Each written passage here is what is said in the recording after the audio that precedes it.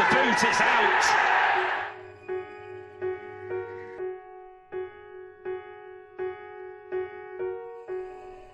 Can anyone bat for Stokes at the other end? I'm not defeated, I believe that I can turn this ship around. Straight down the ground, Stokes goes. He's hit it sweetly. Destroy the status quo until I know I've found a common ground. Hazelwood can't get there. England 56 away. I'm not alone, I'm just focused in my zone. This is easy. Wow. Have a look at this. Scoop fine. Has it gone all the way? It's gone all the way. What an incredible innings this is from Ben Stokes. Drag leg side. Drag to the boundary. 100 for Ben Stokes. The whole of Headingley, the whole of England rise to Ben Stokes. That's all the way, isn't it? It is all the way. 10 off 2. 27 needed. 6 again. What are we witnessing here from Ben Stokes? In the air, big cry of catch. Third man comes in. Doesn't carry. He got his right hand to it as well, Marcus Harris. Leg side again. 4 more. Down to 13, that's the microphone shivering in your hand there. Punch down the ground. And 4. Single figures.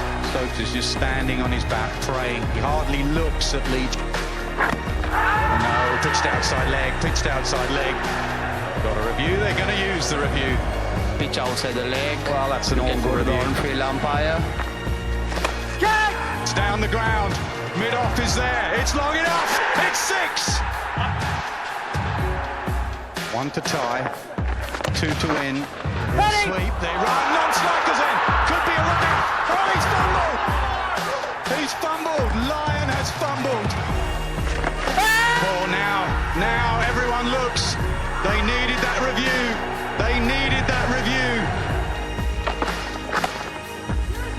Yes is the call. They'll sneak one. Scores are level.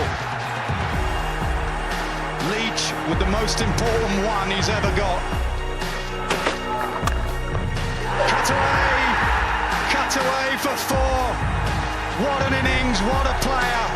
Take a bow, Ben Stokes. The Ashes well and truly alive because of one cricketer, and that cricketer is Benjamin Stokes. Incredible scenes. Well, 10 days on, it's still thrilling to look back at that victory at Headingley in the previous Test match. It squares the series. It leaves us with two games to play and all to play for, of course, in this Ashes series. This morning, Australia have won the toss. It looks a good pitch out there. The weather has improved since early this morning when it was tipping it down. And Australia are going to bat first, of course. So the huddle for England is all about trying to get something out of this first session of the game. Start well, play well, finish well, try and get the advantage by the end of the game. But it is all to play for. So, first of all, in the commentary box today to talk you through it, we have Shane Warne alongside David Lloyd. Well, cricket is rocking, the Ashes is rocking, and Old Trafford will be rocking.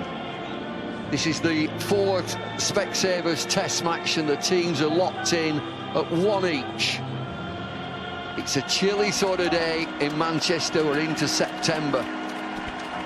Australia have won the toss and elected to bat first, and England will be thinking, well, that's no bad thing. I know this pitch, and it can be pacey. And I think it's a day out from being perfect. It might just be a little tacky. So England will need to be at their best and bowling well with great discipline. David Warner will go again for Australia. Stuart Broad will be after him. Morning, Shane. Good morning, Bumble. Good morning, everybody. What a series we're witnessing at the moment.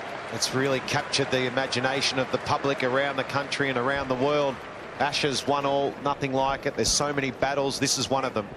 Not just Australia, England we've seen. We're looking forward to watching Smith and Archer, but first of all, it's going to be Stuart Broad against Warner. He's had the wood on David Warner. He hasn't really got going in this series. Broad, 458 Test wickets. He'll be taking the ball away from Warner and Harris, the two left-handers. Harris keeps his spot. There's a bit of talk about maybe Harris might miss out and Kawaj will be given another chance, but they've stuck with Harris. Good young player. It's a good toss to win. The pitch looks hard and fast. And it should be a good batting day, but they're going to be tested against the new ball from Stuart Broad. 3 slips and a gully. Breezy day.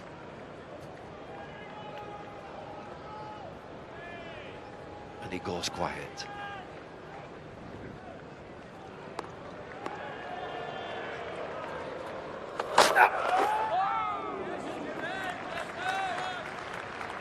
Thought that this could be the quickest pitch that we'll see in this Ashes series.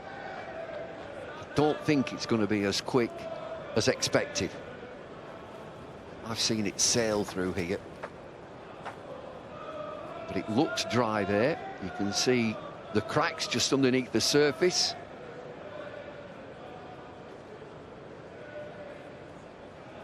Don't think it's going to be as quick as we might have expected.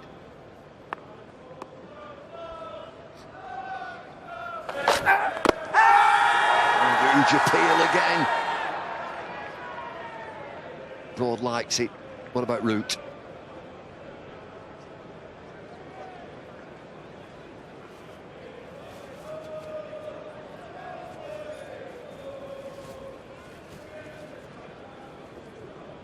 Out of time. Well, Broad has really challenged the left-handers. He likes to take the ball away from the left-handers. On this occasion, it was straight. It just nipped back. I think that was going down leg, and a good decision not to review it. When two evenly matched teams like these two are, the review system and the use of the review could be so important in the whole series, Bumble. Australia haven't got it right so far. Just think back to Leeds. Well, I would watch Leeds, that review, that ridiculous review that pitched outside leg stump from Pat Cummins, wasn't it? I thought, no, don't review it. What a waste.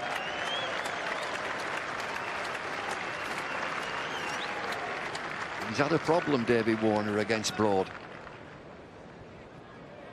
And as a bowler, when you do have the wood on a batsman, you tend to produce some of your best deliveries because you're so confident against him.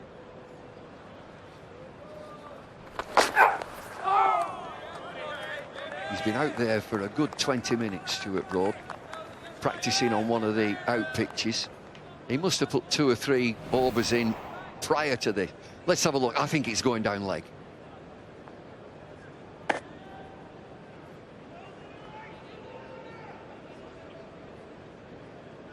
It was interesting, wasn't it, Bumble, watching him bowl so many balls before. It is cold out there. What do you think? You think it's 30 degrees, don't you, Bumble? Didn't you say? Yeah, he's at 15 in the morning and 15 in the afternoon.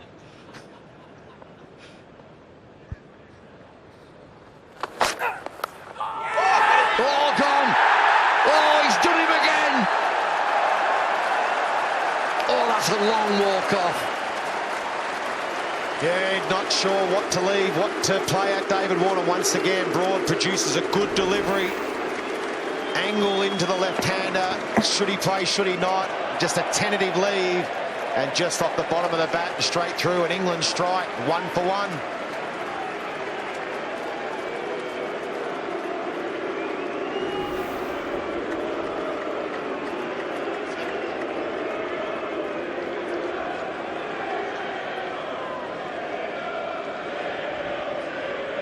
What a quality delivery.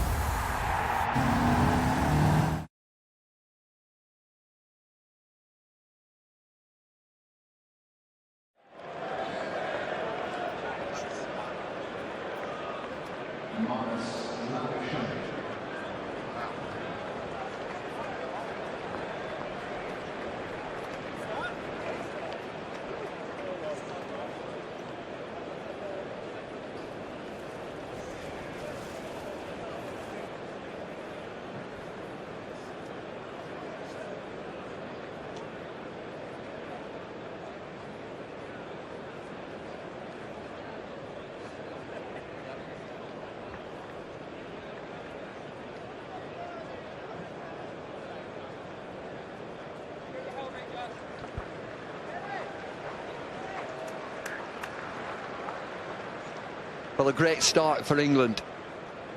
Australia lose David Warner. Minus Labuschagne in at 3. No Kawaja in this game. Well, he's done him again. He's a wonderful player, David Warner, but he's not getting past Broad. No, and once again, he produces something that was probably too wide to let go, but it's the angle that Stuart Broad bowls from. It just comes into the left-hander and then has that late to shape. He throws his head back. Can't believe that Broad's got him again. As we're talking about, Bumble, as a bowler, when you've got the wood on someone, you just keep producing good balls. The batsman, it's not easy. Got to get through that initial onslaught. You have to find a way, but at the moment, David Warner can't. He's got him. He's all over him like a cheap suit. Stuart Broad. So for Labuschagne, it's 3 slips of gully, a short leg and a square leg.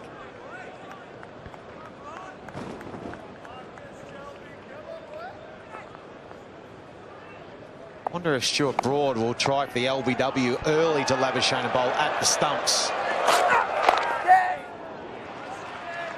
Good technique as Labuschagne. He's been a sticker since he come into the team for Australia. Well, he's got a job to do here. I just mentioned with Australia winning the toss, it's very cloudy, it's breezy, and I know this pitch is a day out from being perfect. I think it'll be a far better pitch day 2, day 3.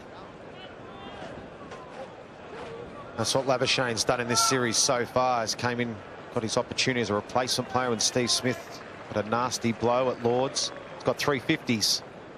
Looks an organised player. Labuschagne has played pretty well so far. Not easy for Harris, who's yet to score.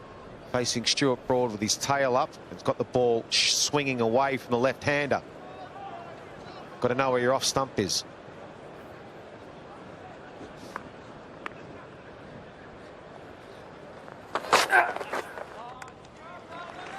Great start for England. Australia 2 for 1.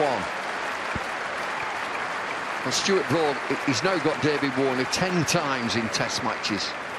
Michael Clarke is the only batsman he's got out more times. He's got Michael Clarke 11 times. This was Edgbaston in the first Test match. Broad was all over him again there. I'm not sure what to leave. And then this today, you can just see that angle in, then just left David Warner. Probably a fraction wide, but when you're trying to feel your way in, it's not easy. This is the wickets so far. There's the 4-5 wickets so far in this series. Broad has got Warner all over him. It's a nice feeling as a bowler. He almost looks too careful, David Warner. He's quite a small batsman, but he's crouched, really crouched at the crease when he's playing. I think you've got to stand up a little bit more. And as he walked off, he had that sort of wry smile. He is a wonderful player, make no mistake. But he's got him as Broad. A great start after you lose the toss. You take a wicket in the first over. England know that only 1 wicket away from Steve Smith in next. They would have wanted Archer to be nice and fresh when that opportunity comes. I think Archer will bowl well on this pitch. He bowls a nice length, and with his pace on this, I think he might just nip it.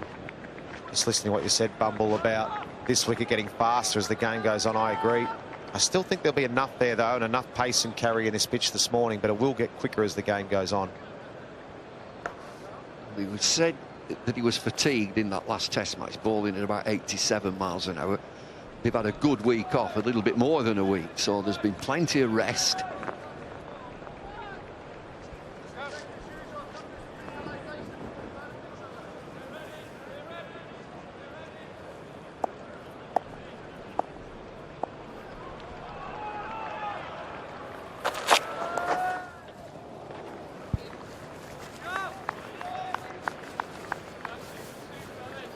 Ray Erasmus, standing umpire from South Africa, 56th Test match for him. Excellent umpire. Yeah, quality umpire. And Kumar Dharmasena, 61st Test match. They got the big boys out. Yeah, the umpires haven't had the best of series, unfortunately, so far. These two are quality.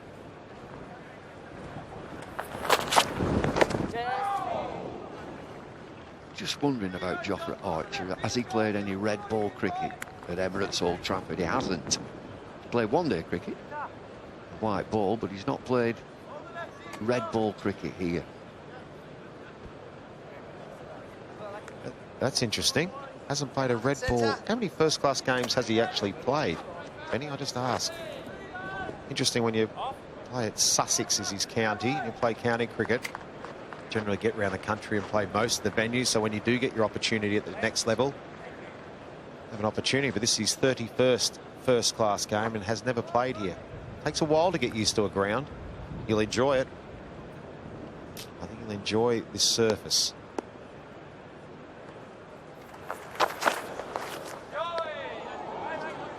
Old Trafford is very straightforward. It's a flat ground, whereas you think of Headingley, where you've got to run up the hill or down the hill. Slope at Lords, that's a bit difficult for fast bowlers. This is flat. Yep, nice for the bowlers. I think it's the best cricket wicket in the country. It's got something for everybody. It's got some pace and bounce, and then it's got some turn as well for the spinner. And the key here is always the pace, even for the spinner. You don't, sometimes bounce and pace is just as important as the spin, because as a batsman, when they decide to defend, you can't change when it's pace, when it comes off the surface quickly. So Leach will play a big part. Nathan Lyon will play a big part. It is a dry surface. Jack Leach has been doing, I think he's enjoyed his 10 days off too, after making a magnificent 1 in the last test. And he's got himself some specs. I saw that for life, hasn't he? I watched him bowl on here last season. He bowled 46 overs and he controlled the game against Lancashire for Somerset. Took 3 wickets. He bowled well into the rough areas that had developed, and he just kept left-handed batsmen quiet.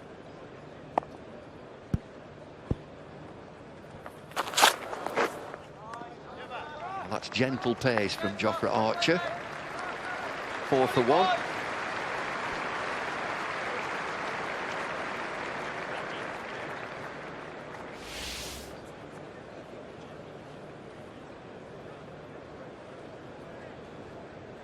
Mitchell Stark comes into Australia's team, a bit more firepower, left arm, tall.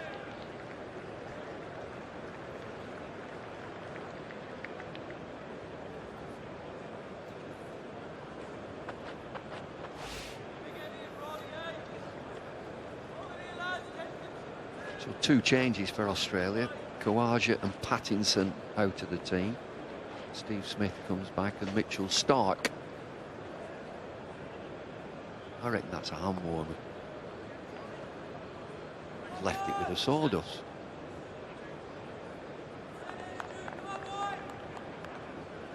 That's a hand warmer. Might be a tea bag.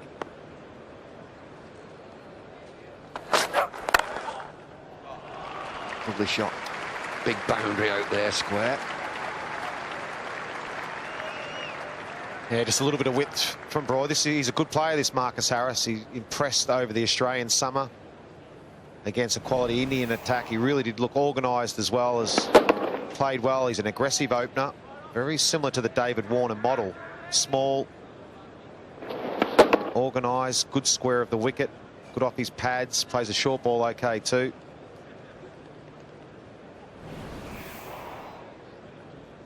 Just looking at Jofra Archer's first over, his average pace for the over was 82 mile an hour. Working his way into it. Broad actually averaged faster than Archer in that first over. He was 83. We know Archer is capable of 95 mile an hour. Just warming up. As you said, it's quite chilly out there. 15 degrees this morning. 15 this afternoon. Total of 30, is that right? Is that how it works? That's how it works around here, yeah. Sweltering. Sweltering. Keeping themselves out of the sun bubble. Maybe holiday makers. Sold out, I think, every day. Then you've got the temporary stand. Good morning. Good morning, like Nanook of the North.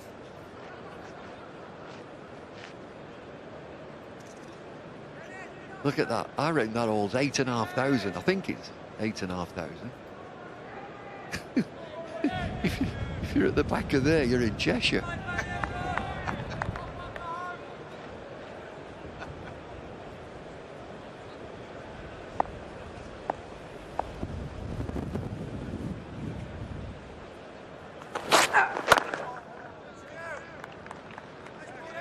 So when there's a pop concert, that's where the stage goes. That comes out. Big stage goes in there. Who have you seen recently here, Bumble? Well, not recently, but I saw Springsteen here. Oh, the best. Yeah. There's the Beatles, look. Lunchtime entertainment.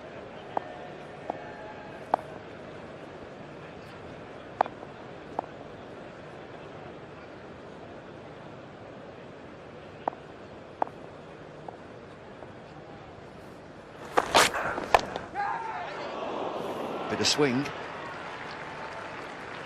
Just gets past square leg. 4 more. Yeah, England look like they're going to target that front pad to Labuschagne. He's been what the real hallmark of his game so far has been the way he's let the ball go and made the England bowlers bowl to him. So England have started with that square leg and a bat pad and bowling a little bit straighter to him. Butler's now just taken a couple of steps back at bat pad.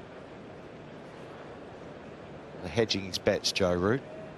Normally see them a couple of paces in from there. For the one that pops up, this is a one that might just flick off his pads. We just saw the ball before. Have to be a good catch. He's probably only, what is he, 3 metres from the bat? Not far.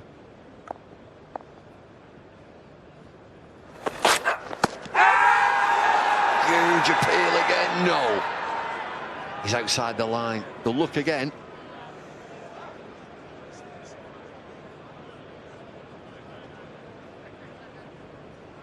Eventful end of the 3rd over. It's 13 for 1.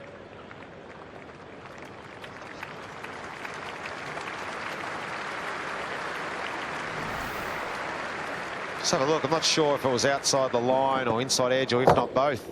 Yeah, it looks like an inside edge, I reckon. Yeah. Well, in 3 overs already had 2 decisions that could have been reviewed, so the review will play a huge part in this test match. Get the ones right. Well, let's see if Jofra Archer can crank it up a little bit here now. England have off to a great start with a wicket early of Warner. Can Archer back up some good stuff from Stuart Broad?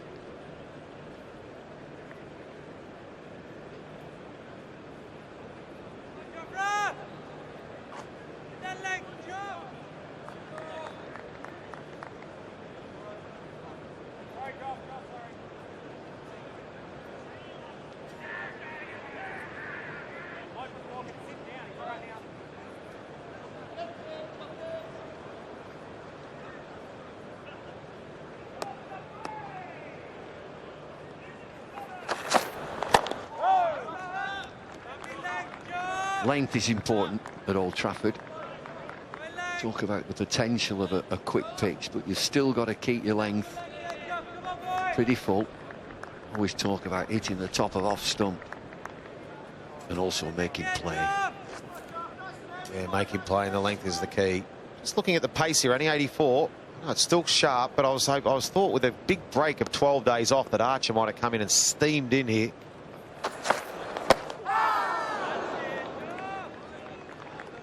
It's doing enough for England bowlers. I'm surprised at the pace. 81 miles an hour that last delivery. And it doesn't look, it's only his 2nd over, it doesn't look express. No.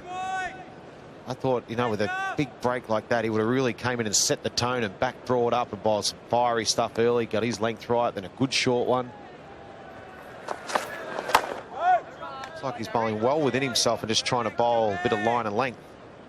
That was 81 mile an hour, that last one.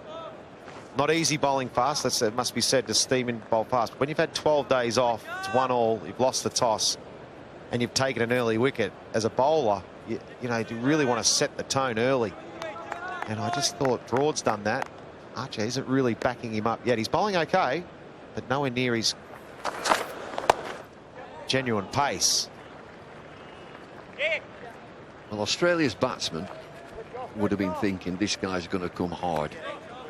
He's going to really give us a working over. And this is quite comfortable.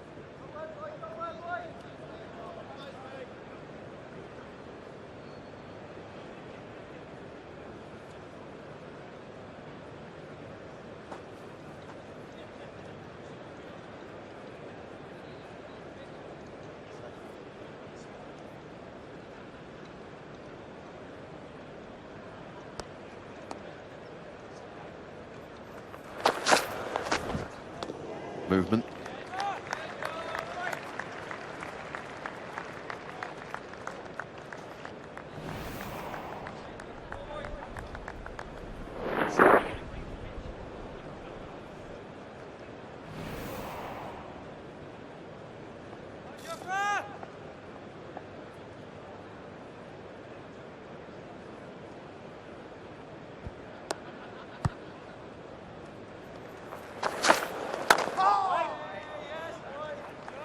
Well, it's just steady stuff. 15 for 1.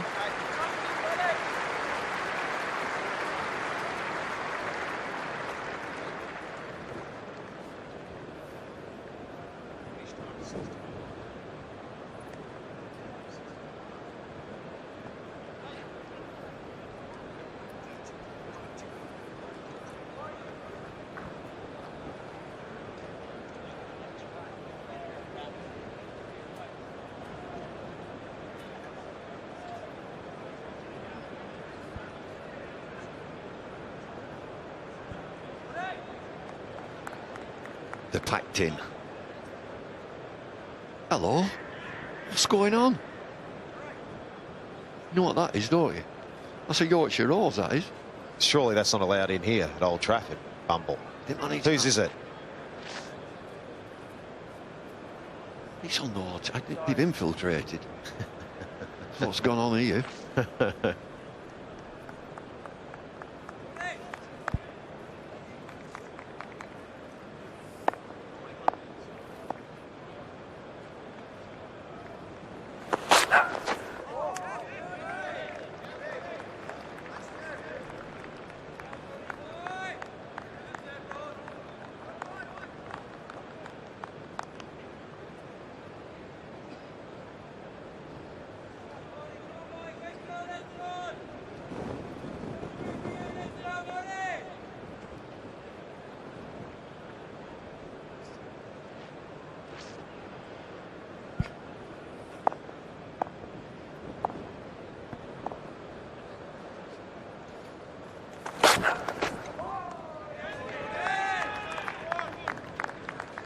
Control from Broad and a little bit of swing.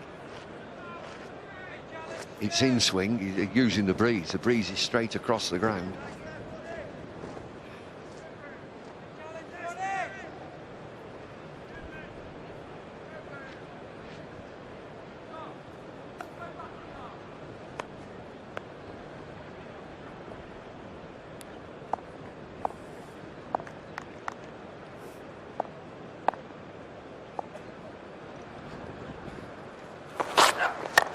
Swing, yeah, in swing, on the breeze. Yeah, definitely targeting that front pad of Labuschagne, England's bowlers, bowling straight up. Gets a little bit across stumps, Labuschagne. Wouldn't want to miss that one. Broad's interested.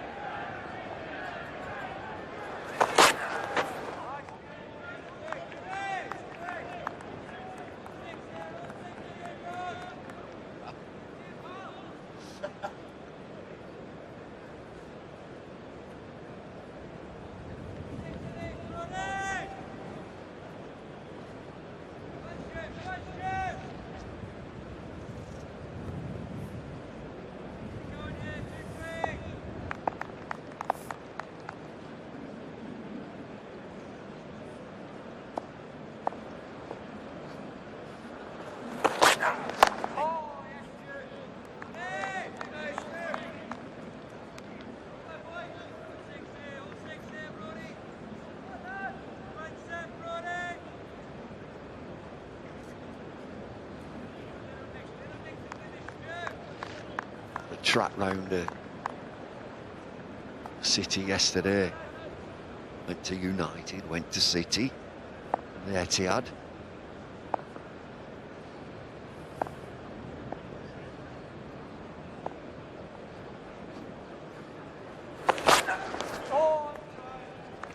Five overs, 15 for one.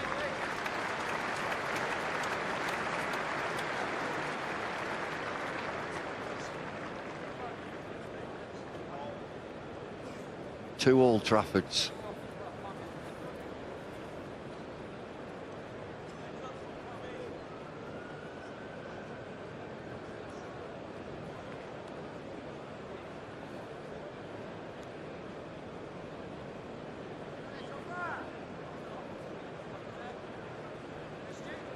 The Etihad is far enough away, east of Manchester. Great venue. They just about see it in the distance.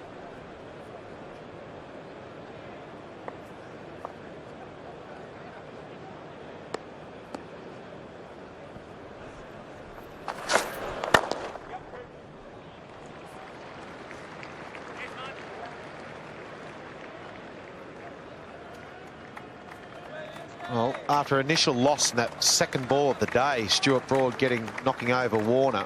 At the moment, it looks quite comfortable for the batsman. I didn't think it was going to be this easy facing Archer and Broad on a new ball on this sort of surface. At the moment, they're just partnerships worth 16. They're just working the ball nicely. Archer, I would have thought Joe Root might have gone up to Archer and said, "Rightio, mate, all okay?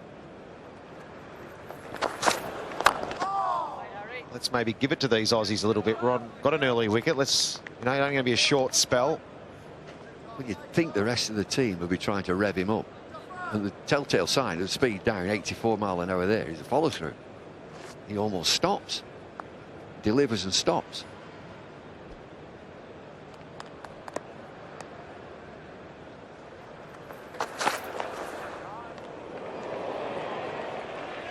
Sails one over the keeper's head. It's going to be byes.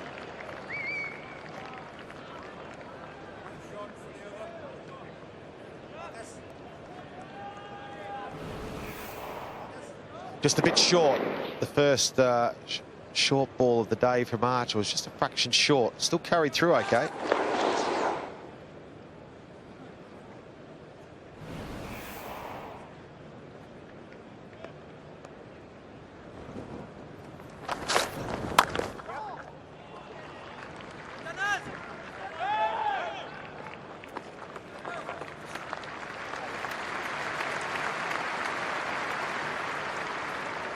I'll mention again that you get the rest of the team to rev a bowler up every now and again. It might not just click.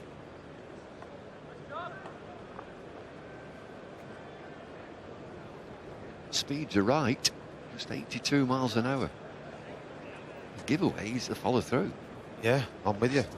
It's not easy sometimes when it's this cold and there's a big wind across the ground either. You can see all the fielders got their hands in their pockets. It's sometimes hard to create some energy out in the middle.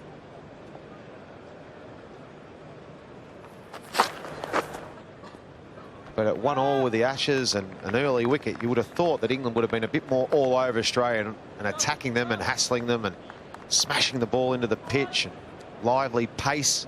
But at around 81, 82 mile an hour for a guy that can bowl 90 plus mile an hour, it's a little bit odd, I suppose, is what we're talking about. And it's not as though back-to-back tests. He's had 12 days off in between test matches too. So he should be fresh and raring to go.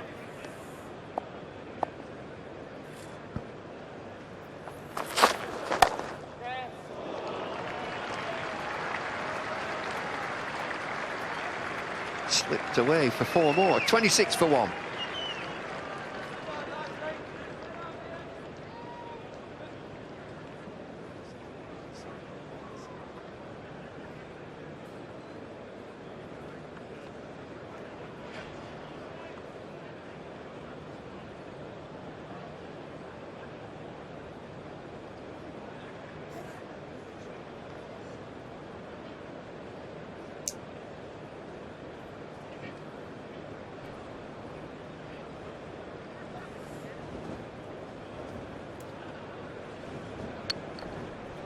So 6 overs, 26 for 1.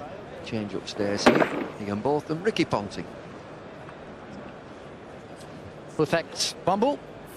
It's a good solid start from both teams here. Nothing outstanding so far. David Warner fell second ball to Stuart Broad. Very similar mode of dismissal that we've seen so far in the series around the wicket. Tempted into playing, tried to draw his bat away, edged it through to Bairstow. It'll be Stuart Broad to start his 4th over. Australia 26 for 1. Morning, Ian Botham. Ricky, everyone out there, very good morning.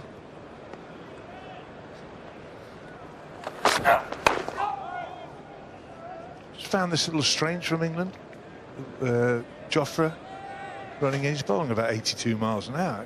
I don't get it. I really don't understand it. It's obviously something that's been agreed in the dressing room, but why?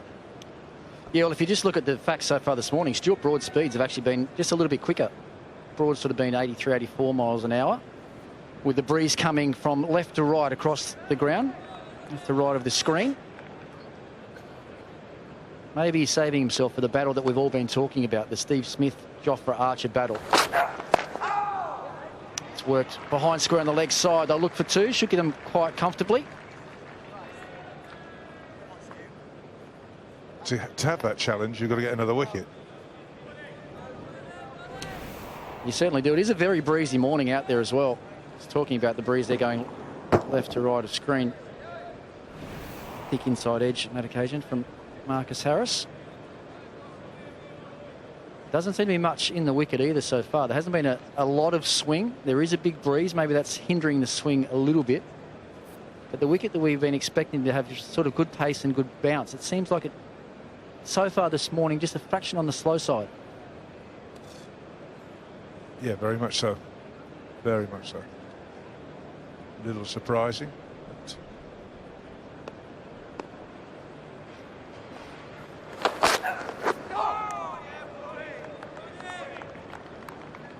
Also, I'm not quite sure why Jofra Archer, who gets very close to the stumps, is bowling around the wicket to the left-handers. I'd like to see him going across them.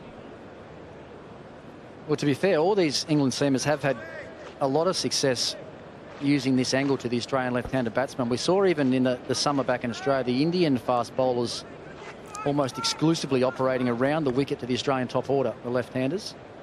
Archer got Harris out in Headingley around the wicket, being able to seam the ball away. That sort of delivery there. You can see that he's sort of half committed into the line, and then halfway down just pitches and leaves him. Skillful bowling from Stuart Broad.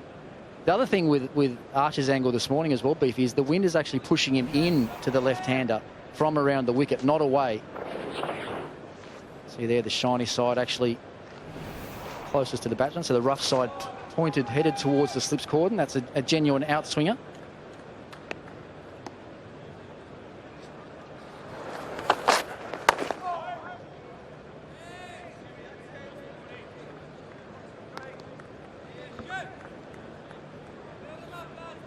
We talked a bit pre-play about the momentum that England might have gathered from that last incredible test win at Headingley. I think it always is so important what happens in the first hour of the next game. Who capitalises on that momentum? Do England bring it in, or do Australia get on top early and then try and wrestle some of that momentum back? England struck early, but next half an hour, it's been Australia's way.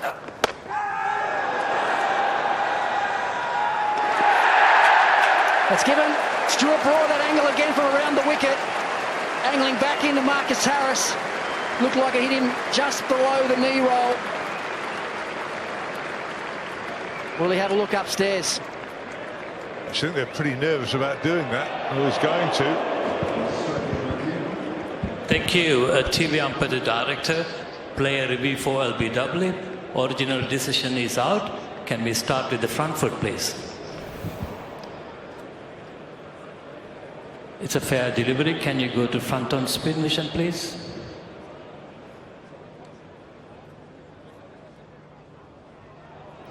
It appears to be ball close to the bat. Can you give me the ultra edge to confirm that, please? Roll forward, forward. Okay, flat line when the ball passes the bat. Can I have the ball tracker when you're ready, please? Okay, Pitch outside the off. Impact in line, Kumar. Wickets, umpire's call. Well, there Can I it is. have the on-field umpire on camera, please? Kumar, that's Murray. Director, I want Kumar on camera, please. Umpire's call, the ball Kumar, going on to stay clip with the your hit the decision. top Well done. of middle and leg stump. Marcus Harris has got to go. It's a huge breakthrough for Stuart Broad again. Australia now 28 for 2.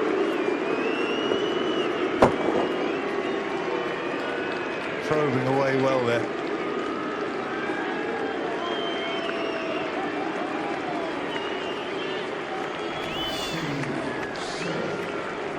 Harris has gone for 13. It's 28 for 2.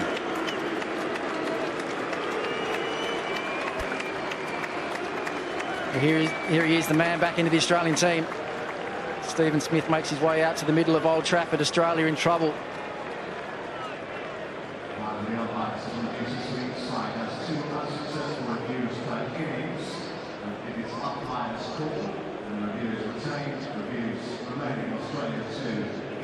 Played the tour game at Derbyshire, got some valuable time in the middle there. He's been working hard on his game as he always does. I'm sure he's been thinking a lot about this moment now. Coming back into the side in the very, very important test match for both teams. He's going to be facing Jofra Archer. Labuschagne will be the man on strike. Well, we'll find out whether Archer was bowling within himself for this challenge. I know that's what you were thinking at the back of the commentary box.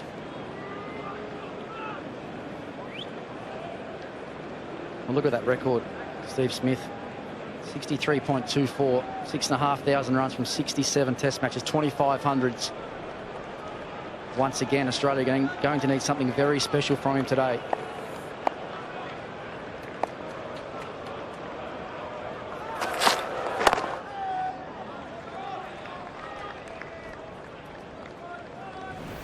Here's that angle. Stuart Broad's been taking the ball away. That one just nipped back off the seam. Trapped Harris in front, just above the knee roll. Given out by umpire Damasceno. The ball showed to be going on, just clipping the top of middle and leg. Trapped right in front.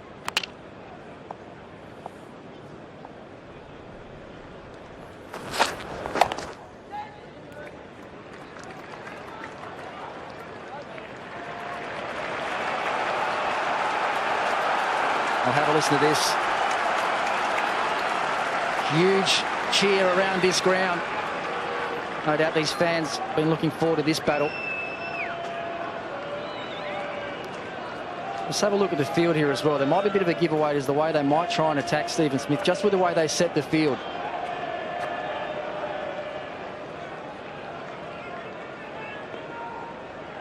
So they've got a short leg in place. Square leg that's probably 10 or 15 metres deeper than he normally be, but Ben Stokes is actually standing at leg slip. The two things they'll potentially try and do here, they'll go short at him or they'll actually have a dart full and straight at his leg stump early on. The man at square leg just moves a fraction deeper. Joe Denley.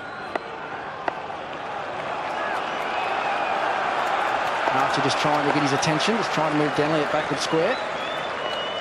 Here it is. In comes Archer.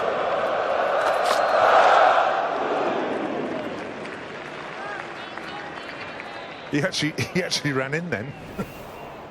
I can hear you there. It's a different pace already. You could tell him he's run up, couldn't you, just as he started? Yeah, he was galloping, not walking. Yeah, that's the quickest ball he's bowled all morning by some distance. But he's still got more in the tank, I think.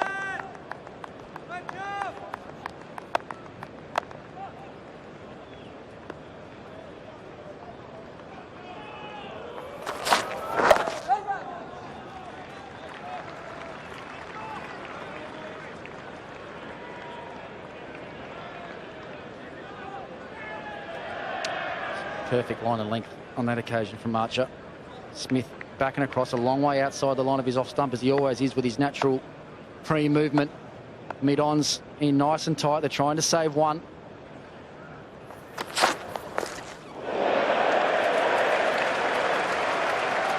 Well, there's the first one. Easily passing over the batsman's head.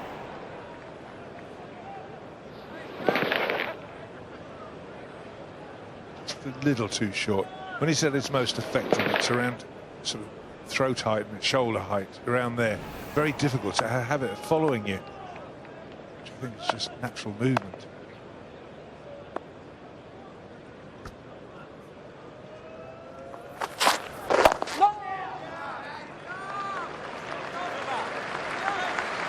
End of the over, 29 for 2.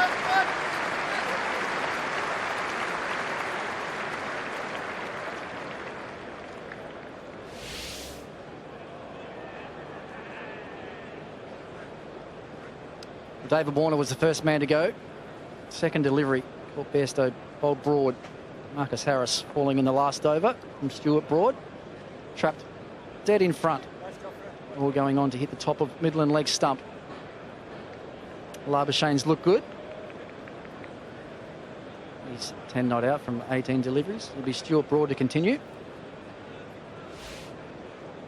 Well, from what we've seen of this series, I think form, the two best Australian batsmen are out there now.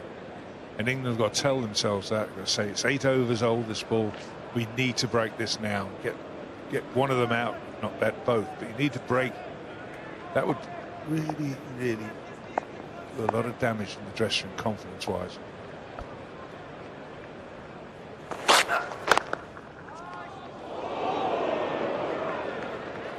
Well, he's made sure he's got that one away from his stumps.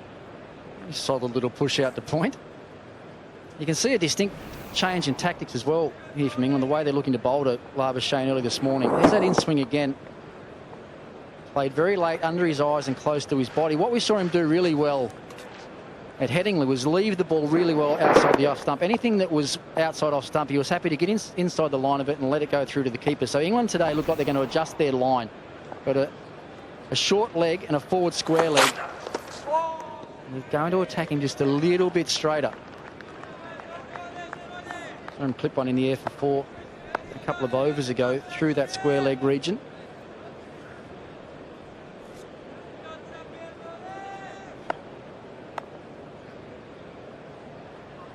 And as a batsman as well, Beefy, when you see that big gap out on the offside, outside off stump, the temptation is to try and push the ball out there. The ones that you'd normally let go, because there's a point fieldsman in place, you know if you hit it, you've got certain runs.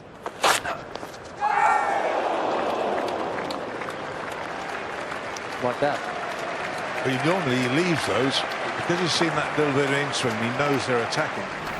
He's actually followed this one, which is exactly what you're talking about. You won't be happy with that. So close.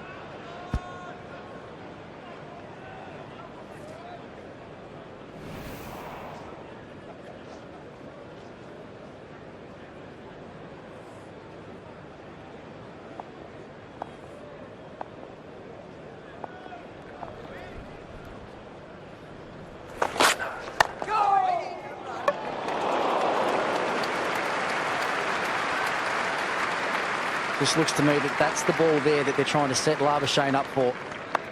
The ball before as well wasn't attempted in-swinger from Broad. It just came in a little bit, hit the seam and then just held its line. That one just kept coming in.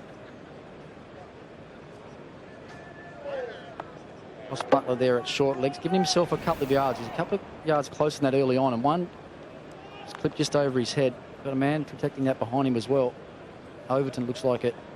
About 5 yards in front of square, almost in a catching position. Stationary position there.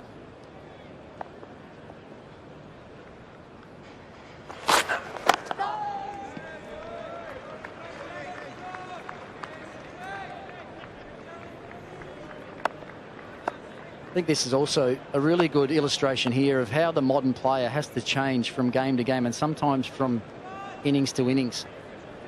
It was very rare in the last game. I know the conditions were slightly different, but England rarely did they go straight to Labuschagne. They operated outside the off stump, trying to get a catch behind the wicket. On a slower wicket with not as much assistance in the air, they've adjusted their line quickly, looking to get him LBW or bowl. Skills from Stuart Broad. Another terrific over, 29 for 2.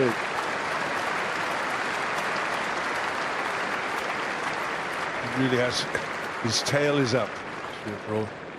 Another good over. Probing. Making the batsman play. One of those 2 mains, 2 for 12.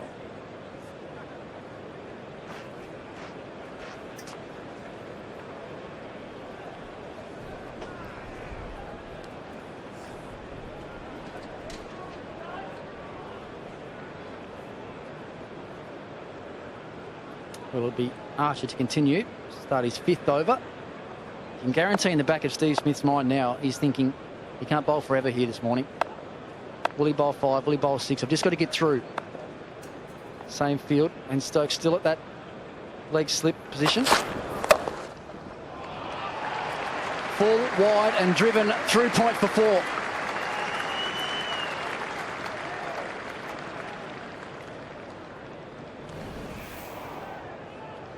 Just so patient. He waits and bides his time. We've seen that shot from him a few times.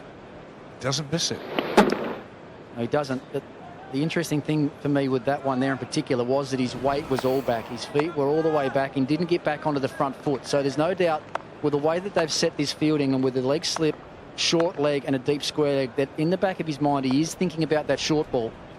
On that occasion, he's just good enough with his eyes and his hands. He won there as well. It's good running. It's good work from Labuschagne at the non-striker's end, getting Smith off strike.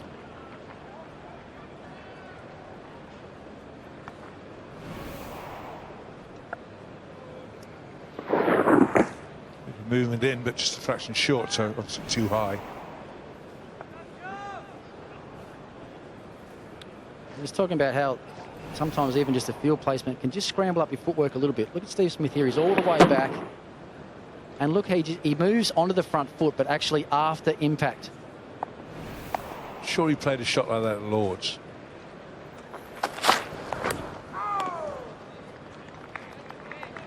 Pretty certain he did.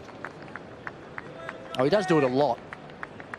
Someone that obviously has extravagant footwork patterns. Also back and across. Stays in that position, but on time of release, his head is very, very still. Because he plays the ball so late, he very rarely nicks the ball either. Even that drive through point early in this over, he hit the ball really late.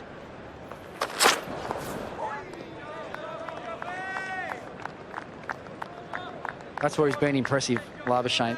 He's knowing where his off stump is, committing on the front foot and being happy to let lots of balls go. The pace is up there, Beefy. That's up to 89 miles now. He's starting to crank it up.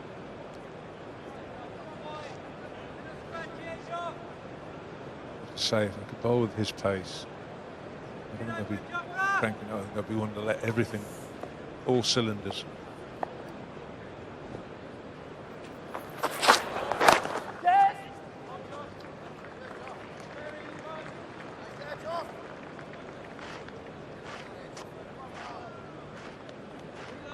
So that's what Joe Root's going to be happy to give up today. He's going to be happy to give up that drop and run single that's pushed in on the offside. Continuing to operate with a short leg and a square leg to both of these batsmen. Ben Stokes comes out of third slip again, goes back to that leg slip.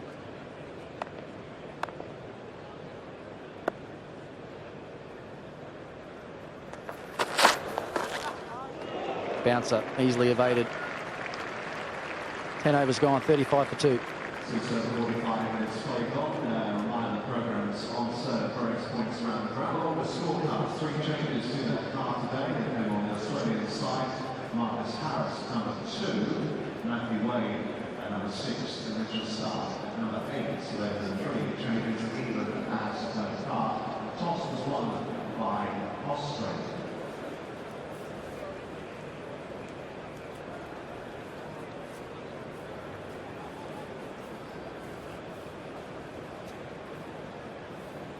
It's been quite a chilly, overcast first part of play here this morning. Australia have moved on to 35 for 2. Labuschagne 11 not out, has looked impressive again so far. Stephen Smith very new to the crease. He's 4 not out. Be Stuart Broad to continue.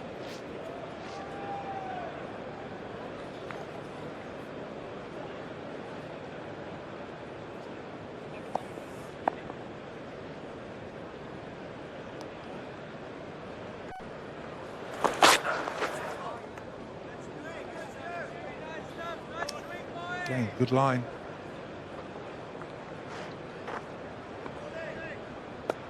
Well, the change was made in the Australian batting order, wasn't it? Labuschagne moving up into that number 3 position. Usman Khawaja, the man to miss out this game. He's on screen. struggled a bit of late. His last 17 innings in Test cricket made 432 runs at an average of just below 29.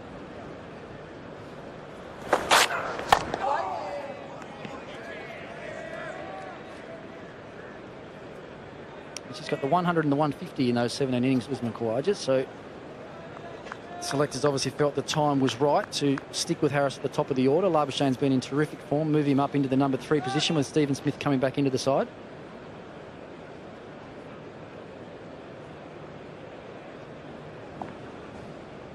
Is that the way you'd have gone? I did think long and hard about it. I think he's a class player, Khawaja. There's no doubt we haven't seen the best of him, certainly against England. Yes. There's that line again. Kick inside edge. Calls for 2. Just the 1. I think the overall determining factor with it was just his record lately, and more importantly, probably his record against England. 20 Test matches he's played outside of Australia. He's only made the 200s. He's got an outstanding record in Australia. Averages over 50 in Australia.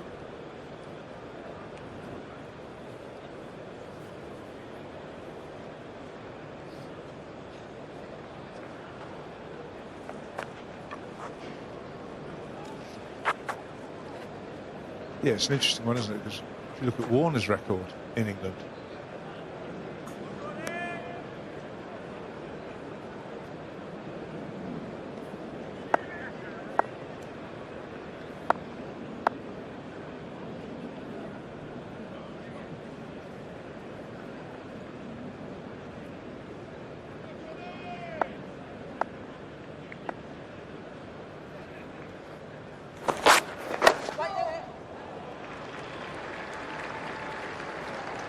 clip behind squarely because of 3.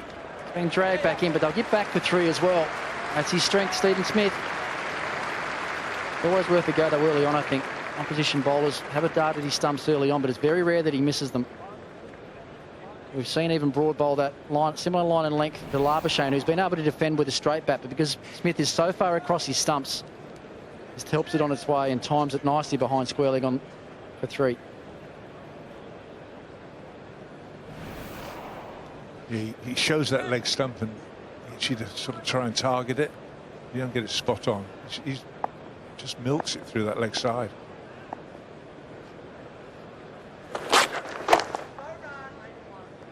Interesting, Ben Stokes is getting loose.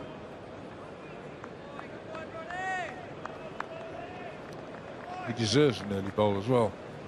Really well in the last game. Yeah, you don't want to keep him out of the game at the minute, do you? Whether it be with bat or with ball. We've all talked about that magnificent innings that he played to win the Test match at Headingley, but we've probably forgotten slightly about the spell of bowling on late on day 2 that I felt really changed the course of the game. 15 overs straight.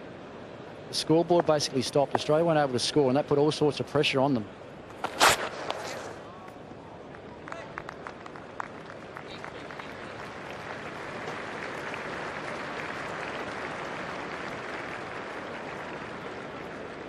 That's 39 for 2.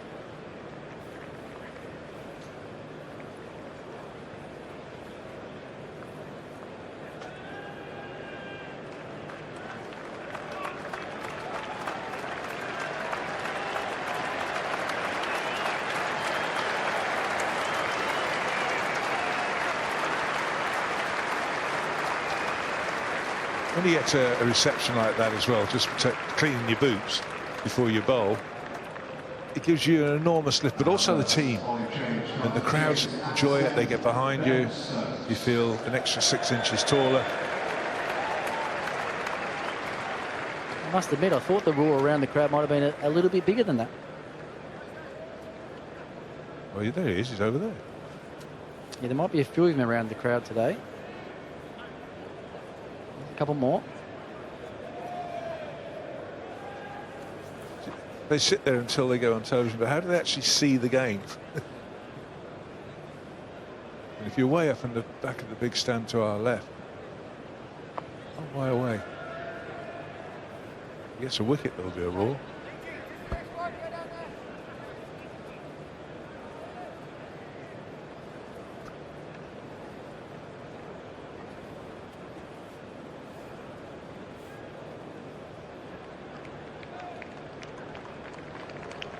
The short leg comes out now for Ben Stokes, as does the leg slip. A more conventional type field here. Steve Smith on strike. 3 slips and a gully. Backward point. Regulation square leg.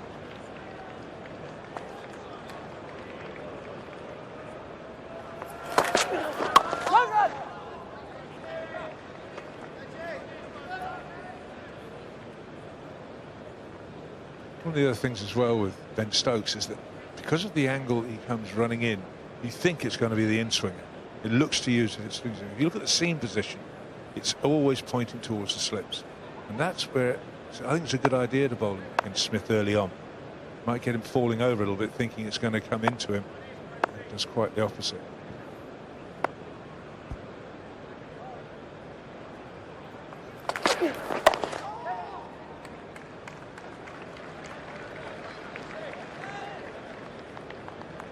Yeah, quite a few of the Australian batsmen have actually commented on how hard it can be to pick up the outswinger that he bowls to the right-hander, because his action is very much what you expect for an in-swing bowler. When he does get it, as you say, that seam pointed towards the slips to a right-hander, just is very unusual, creates different angles. Saw in that 15-over spell at Headingley, he had the ball swinging really late in the day. Nice shine on that ball there as well. This is going to look to be an outswinger to the right-hander. Push a little bit straight, leg by.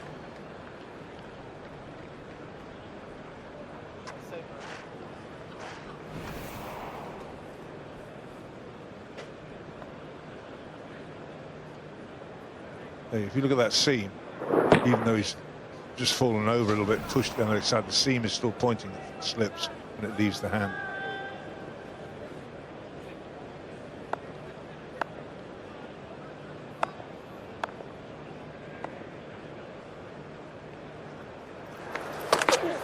Slow.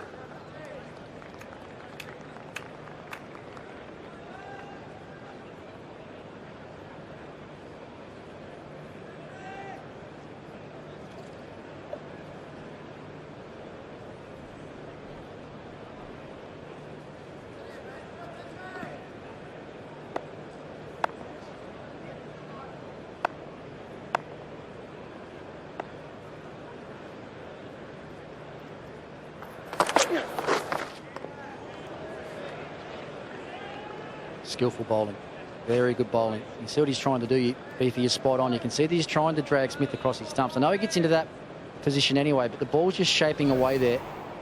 You'll try and set him up for one that just darts back in. There's a great example there where the seam's pointing.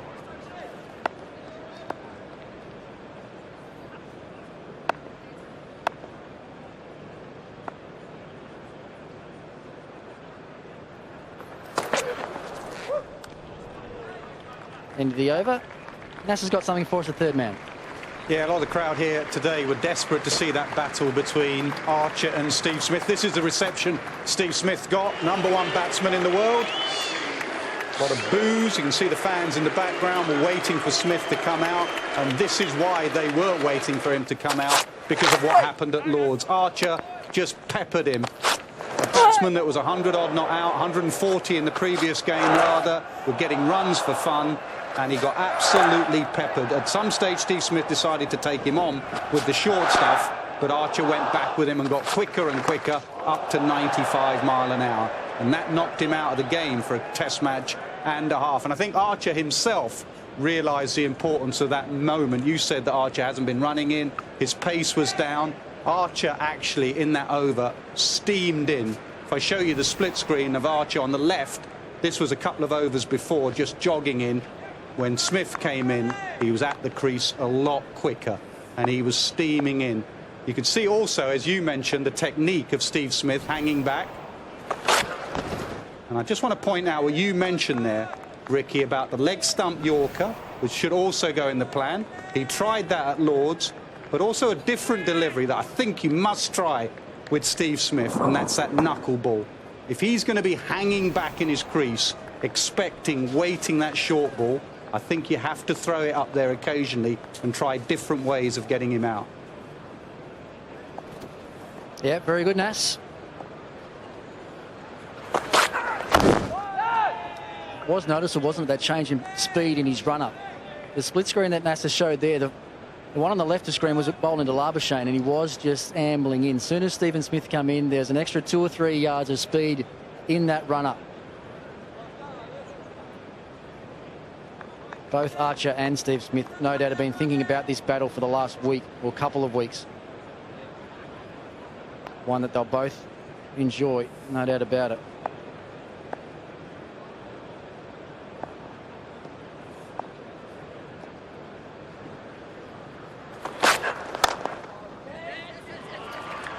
Nicely played, punched. No one's going to catch that. It's the first real long half volley that England have bowled this morning. Their lengths have been very, very good. But it's good batting again from Labuschagne. Yes, it's over pitch. It's a scrambled seam one from Broad. No risk in that shot at all. Nicely balanced. Gets a half stride into the ball, plays the ball late, and punches it back down the ground. Quality test match batting. Broad halfway through his 7th over. When you get a bowler in that position, you can guarantee there are going to be a few more loose deliveries. Got a question. Got two very good captains either side of me, Nasser and Ricky. If you were the captain and you were out there and you've got someone like Geoffrey Archer, what would you be saying to him for those first 3 or 4 overs that he bowled? Well, I know now they're going to have drinks after this over. I'd go straight up to Archer at drinks and saying, right, come on. I know it's a cold day. I know you've eased into it. We've got the #1 batsman in the world. You've got the best bouncer in the world at the moment. After drinks, get your jumper off and steam in. It's what the crowd have paid for to come here. Let's go and steam in at Steve Smith. Straight after drinks. And if they're looking to make a statement as well, Nas, go around the wicket. Do something a little bit different and make it really obvious that we're out here, we're coming after you today. You're the best player in this Australian lineup. We're going to come really hard at you. Look, I'm a massive fan of Archer, but I think what we've seen so far has just been a bit nice. After drinks, I want you to be hostile. Do you think that first few overs was something that the dressing room was planned? No, I don't think so. I think so. He's just easing himself into a cold day, but this is the Ashes now. Beautifully clipped through mid-wicket again from Labuschagne. Pulling straight from Broad, looking for that LBW. Labuschagne's up to the challenge. 4 more to him into the over. 49 for 2. And we'll have a drink.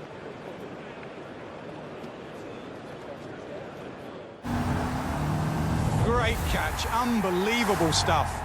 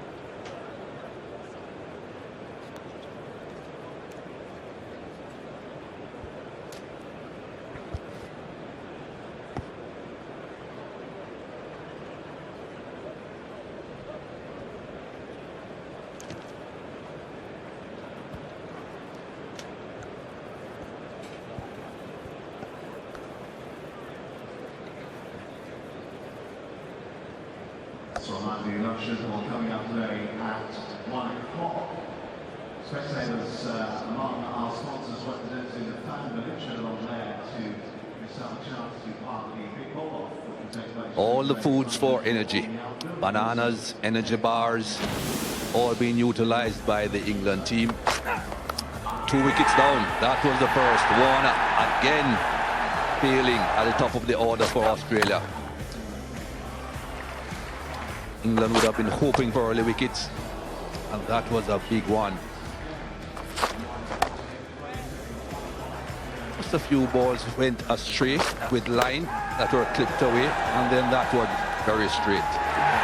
Lots of batsmen will think, oh, that's a bit close. It was a little bit unfortunate, just clipping the top. But live, it just looked right. And then this was the battle that most people have been waiting on. Steve Smith versus Jofra Archer. So far, he has done okay. Still there at the crease. Both himself and Labuschagne need to rebuild this inning. So far, the partnership is 21.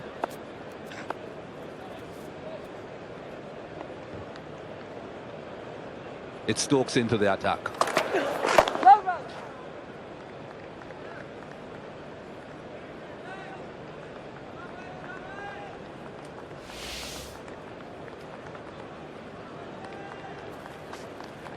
Yeah, Labuschagne has had to go up the order. Just one. Smith coming back in after the concussion from Lords.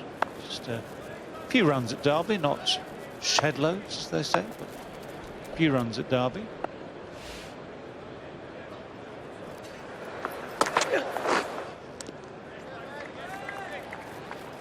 All the nervous energy is there still, isn't it? All the twitches, all those mannerisms. The only addition seems to be those stem guards at the back of the helmet. Obviously understand that. A couple of hundreds in Birmingham. Match-winning effort up there. 92 at Lords. Just started here at Old Trafford.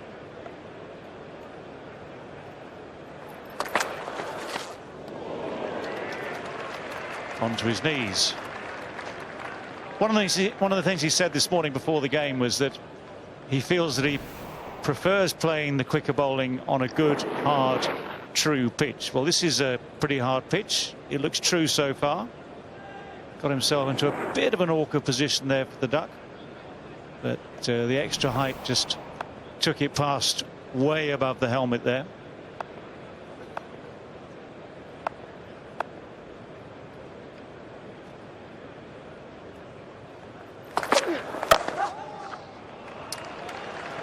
Pretty good with that shot, Steve Smith.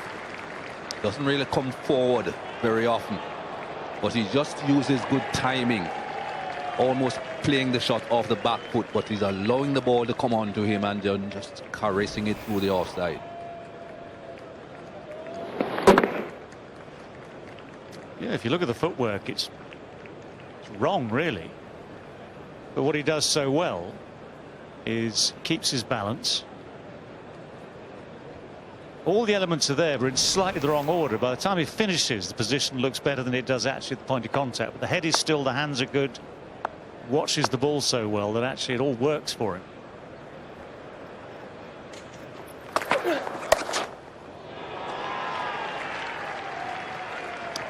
Another boundary. He was in control of that again.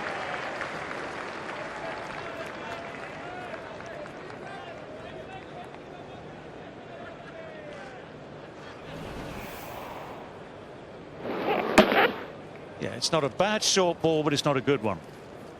And when you're Steve Smith anticipating a certain amount of this, there's no huge pace in that. It's very, very nicely played, and Ben Stokes was kicking the ground afterwards.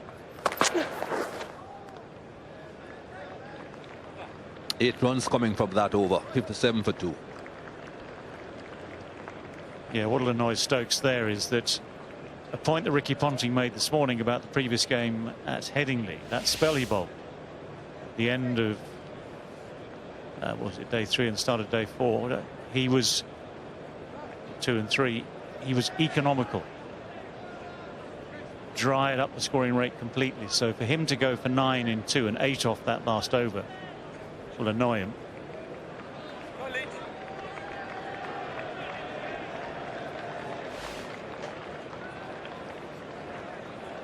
Well, one of the heroes from Leeds into the attack.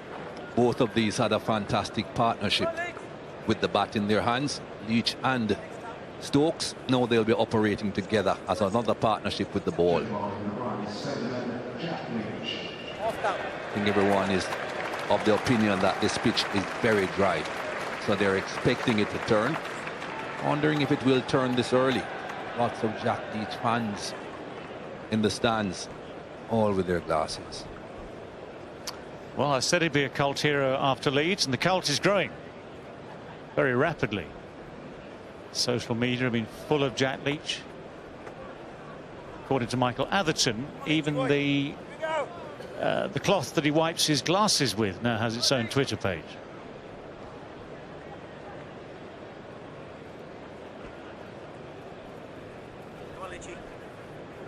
Slip, bat pad in place. Asking Archer at the backward square to go a bit deeper, not right back. It's a pretty big boundary in that direction.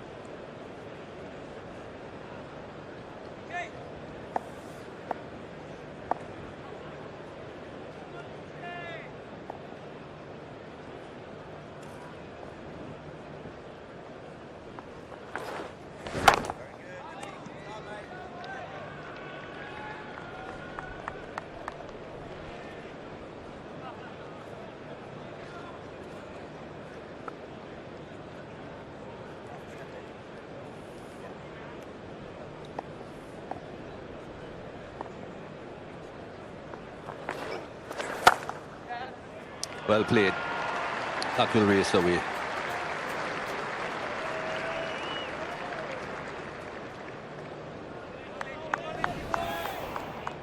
Well, it's already starting to look like a pitch, day one pitch, where the margins for error are slim. A little bit short, a little bit wide, a little bit of turn, but a lovely shot.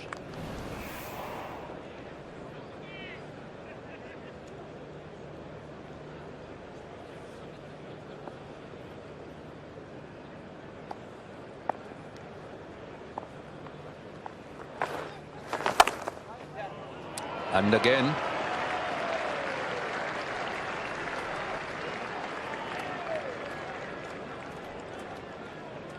Well, Labuschagne looking very, very confident, as well he might. He's been in top form this summer, both with the Morgan and then once given his chance by Australia as well. He's played really well in every innings, battled hard at times. This is one of those days where you should look at the pitch, look at the sunshine for now, not guaranteed for the rest of the day, and say, right, this is the day to try and go big.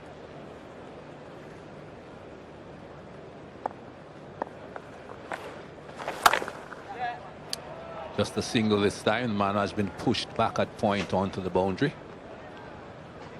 giving Leach a bit of protection. That will help his confidence. Come on, Leachy. Come on, Jackie.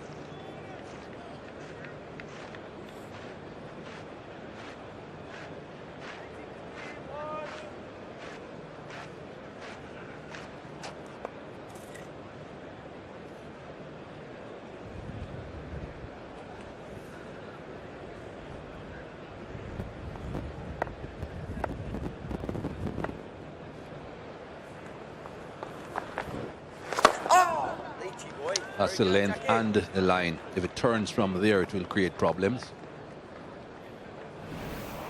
Nice, mate. Yeah, it's gentle turns so far.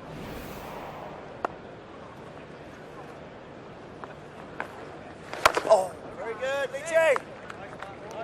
It's 6-6 for 2.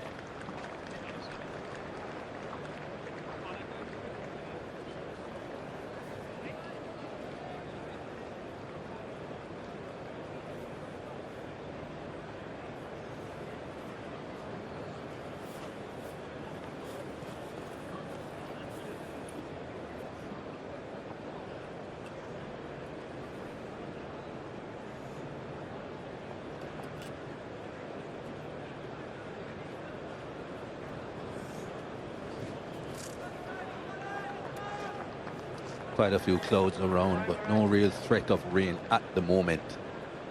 It's bright, it's sunny, but it's not warm.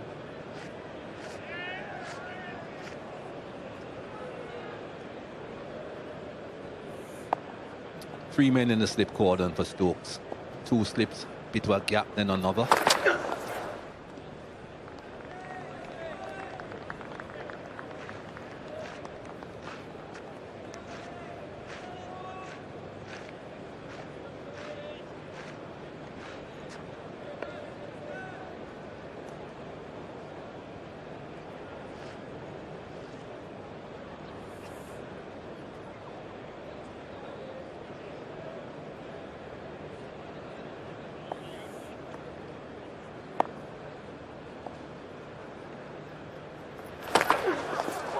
Well bowled. Not the first time we are seeing that with Labuschagne. Not the first time we're seeing it with Stokes either. You and both was talking about that just now. The angle and then that little bit of movement away, which is enough to tempt a batsman into playing at it, and the movement enough to get it just past the outside edge. Very, very close.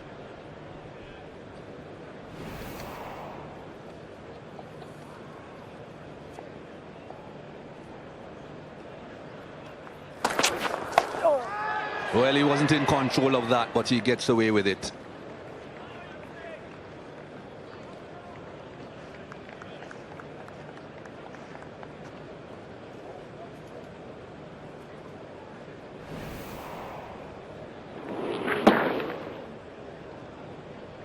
Yeah, he didn't have time to get on top of it. But there again, he didn't get enough of it to get it all the way down to long leg either.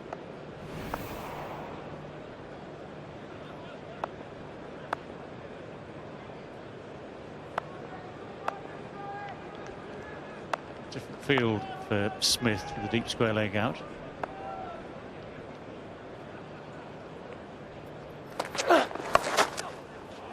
He's in control of that one, that's 4.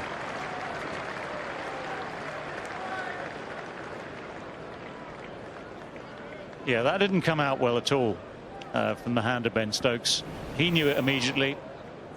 Previous one was better directed, was higher, was slightly quicker.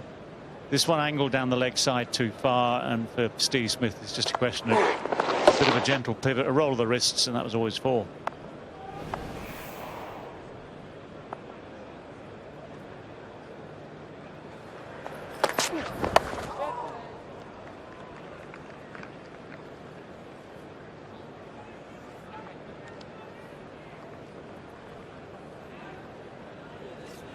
So Broad left the field earlier on. Curran is on for him.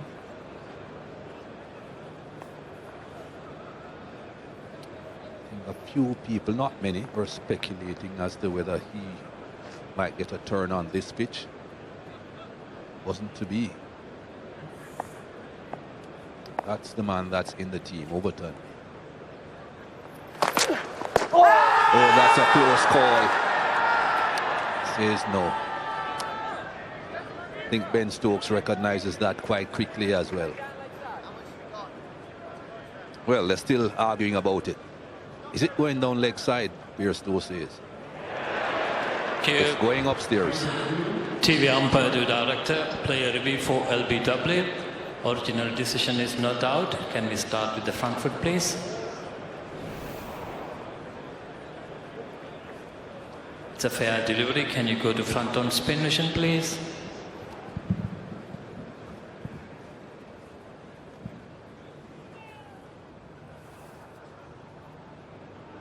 Okay, no bat in ball. Can you go to ball tracker when you're ready, please? Okay, Murray, ball tracking coming up. Impact in line. Wickets umpire's call. Can I have the on-field umpire on camera, please? Thank you, Murray. Stay with your original decision. You're on camera. Well, we all saw it. Just clipping leg stump. Murray Rasmus made the right decision initially, so it stays. Went a long way. I got the impression that Smith wasn't even thinking of playing initially. No, I think Steve Smith had completely misread it. Whether he was anticipating the ball going away again, as it had done earlier in the over, or what, I'm not sure. But he hadn't committed to the shot at all. It was a very, very late decision to try and get bat on ball, by which stage it was already sort of past the bat and into the pad, and then ever so close. So close, but no cigar. Very good signs, lads.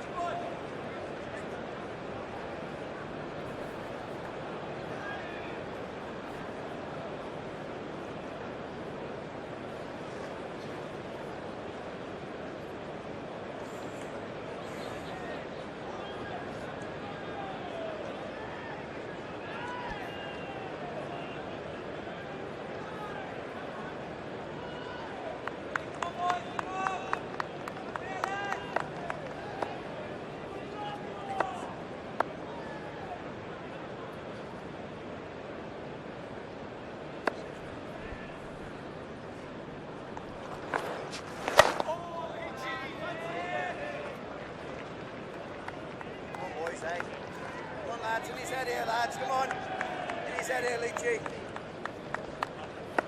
Never does that before he gets to 50, Leachy.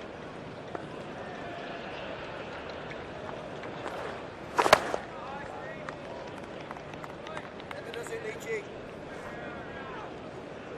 Come on, Leachy boy.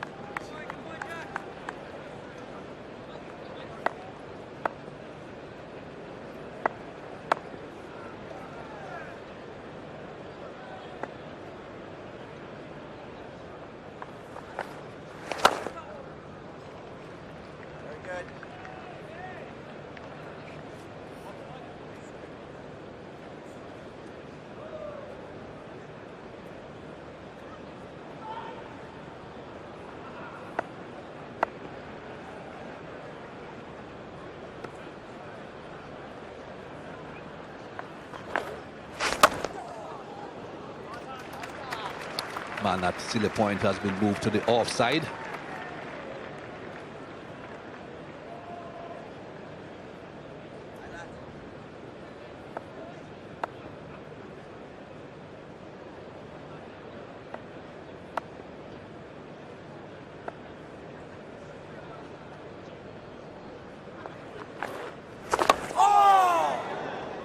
Well bowled.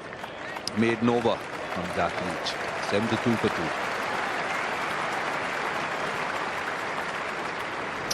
Yeah, that last one has gripped a little bit more than most today. What you get here in Manchester as well at Old Trafford is a bit of bounce. Because of the silly point, it's got to be bat in front of pad. Very modern day technique. Good length, good line. Those are the lengths and lines he needs to maintain.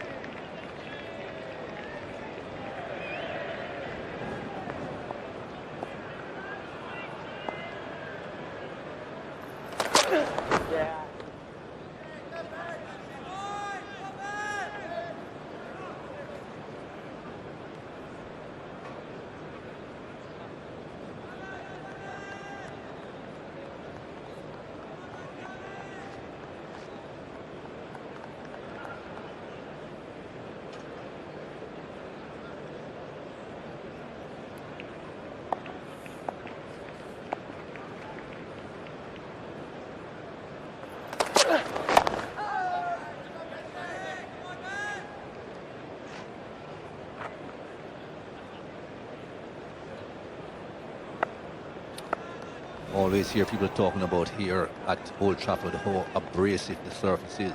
Well, have a look at that ball. We are just into over number 18, and you can see on one side of the ball already how many bruises are on that one side. Other side, the darker side, is the side that they are trying to keep the sheen on to try and get a bit of swing. Naturally, if there's a bias with the amount of shine, the more likely you are to get the ball to move through the air. And that's what they are desperately trying to do out there. And again, perhaps later on you see a bit of reverse swing.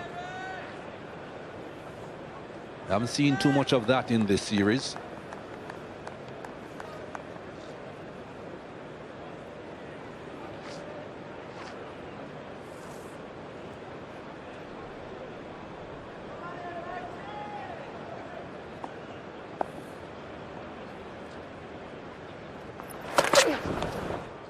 Oh, too wide to play that. We are down to Nas. Just to back up your point about England working on this ball, abrasive surface, and they've got it to swing. It hasn't swung much in this series, it seemed. If you have a look at the ball that swung away on the left there, shiny side on the left as we look at it, and it swung away in a big drive from Labuschagne. And a couple of balls later, because he'd played the big drive, Stokes bowled a big in-swinger, and he was late on it. So you're spot on. They've got some shine on it, and they've got it swinging both ways. Not from that length. Well, at the moment it's conventional, meaning it's swinging away from the shine. The longer they work on it, every chance of getting a reverse swing. And I would suggest, not that too many people will agree, that the reverse swing comes about by the ball getting heavier, not by the sheen. You apply whatever you apply to the shine, to get the shine. That side eventually gets heavier, and then the ball goes in that direction.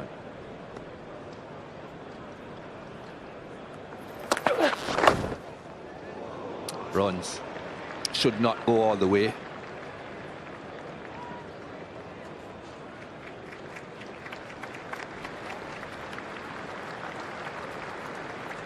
$75 for 2.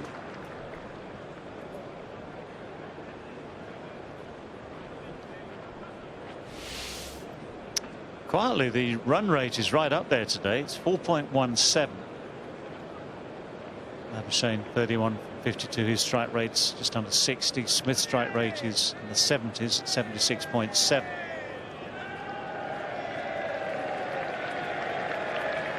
England have been largely attacking today. A few loose deliveries.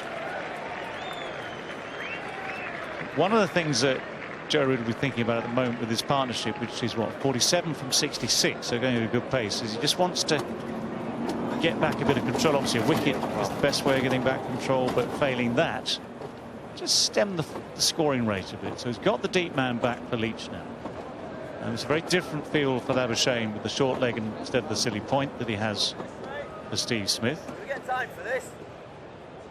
Labuschagne has played those two very nice cut shots, forcing shots off the back foot through the covers for boundaries, hence the man in the deep just now. And for Leach, it's just a simple equation, really. Just the line has to be straight and repetitive.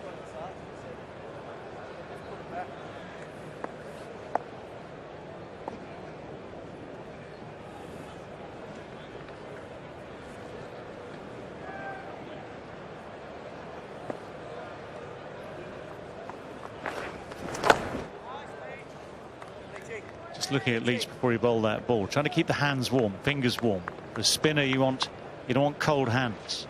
Yes, better check with Mike. I don't suppose you want cold hands for any sort of bowling, but everyone is out there looking at the breeze, feeling the temperature up here today.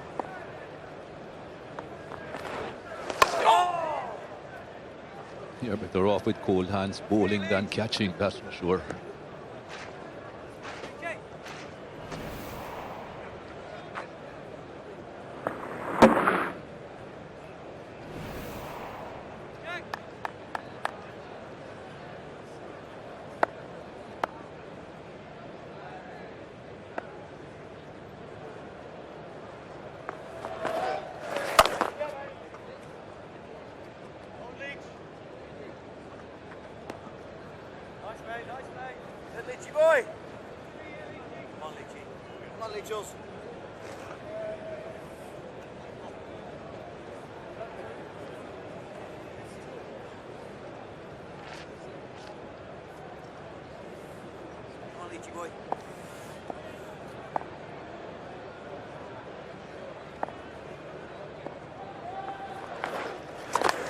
Oh, outside edge, flies past, slip.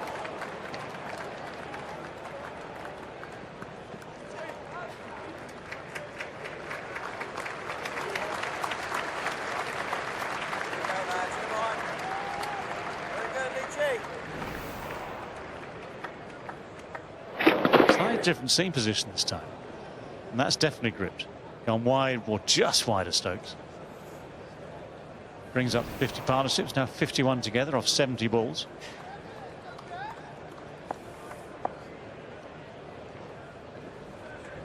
Even Ben Stokes couldn't reach it.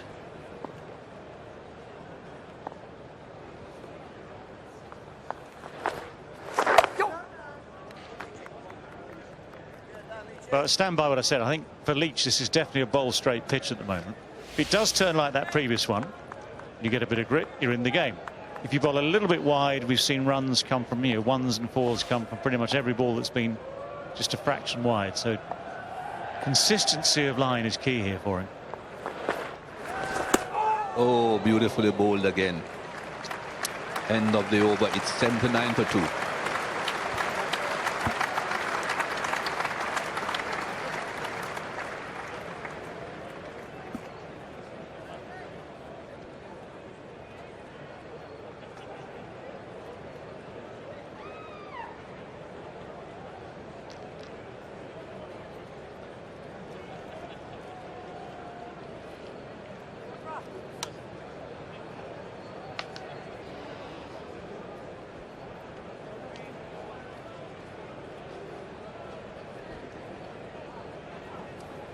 Overs bowled, and we are seeing the spinner get a bit of turn. Look at this one go again. Beautifully bowled. Right line, right length. Just not quite the right end result that Leach and England were hoping for. Here are Mike Atherton and Isha Goa.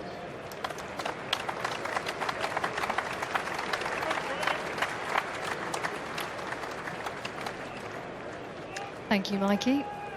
Hello to everyone. Craig Overton then back into the England team. And back in for another Ashes battle. Preferred over Chris Wokes because of that extra bounce that he's able to extract. Surface that does have generally more bounce than any other pitch around England. And he's got Steve Smith to face up against.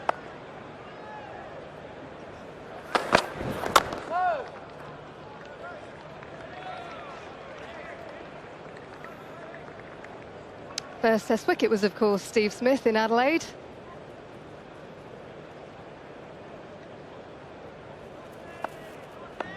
Not the quickest within the bowling attack, but generally someone who can get something out of the surface.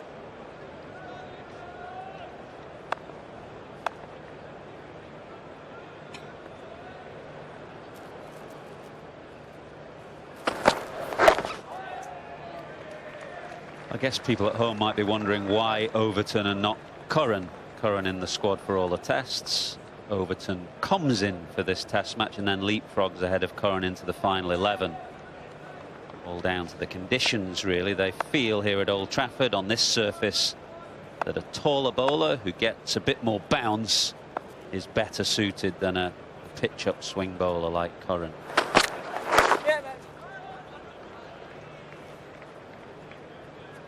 Why Overton, not Wokes, is perhaps the more interesting debate.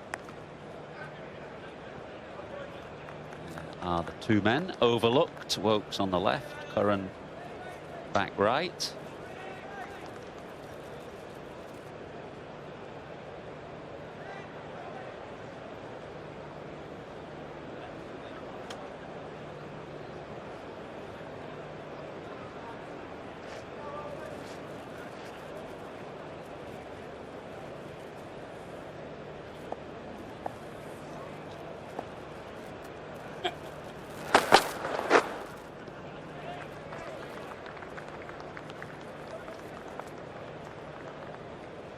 .32 wickets at 21 in the championship for Craig Overton. Not quite as good as his brother, Isha. Jamie Overton, who's an out-and-out fast bowler rather than an all-rounder, has marginally better figures than those this year. A few more injury problems for Jamie.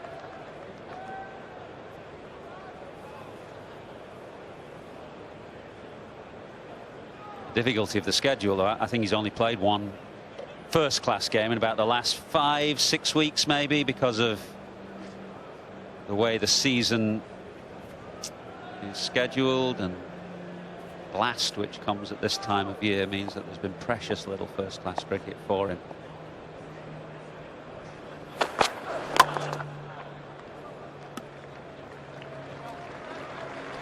$80 for 2. Let's get to NASA. Slight change of plan from England to Labuschagne today. They've got a bit bored with bowling outside off stump, pretty much because he's left the ball so well outside off stump in the series. Out of everyone, he's left on length and line perfectly. So England have had to adjust their plans. That's the heat map in the series. If you take that to today, look how much closer to the stumps they've bowled. But if you're going to bowl that line, you're going to need to change your field. You can see from the first ball, England gave him a square leg just behind the square leg umpire there, and the message was clear: we are going to target your stumps. The reason that they've got a square leg that is he gets across onto off stump and he works to leg and he's fairly strong off his pads. That's what he wants. But it's also where England will target him by getting him across his stumps and then bowling that in-swinger. So subtle change in plan to Labuschagne. Certainly where he looked most unsettled was when he was facing Ben Stokes, getting that ball tailing in but also going away from him.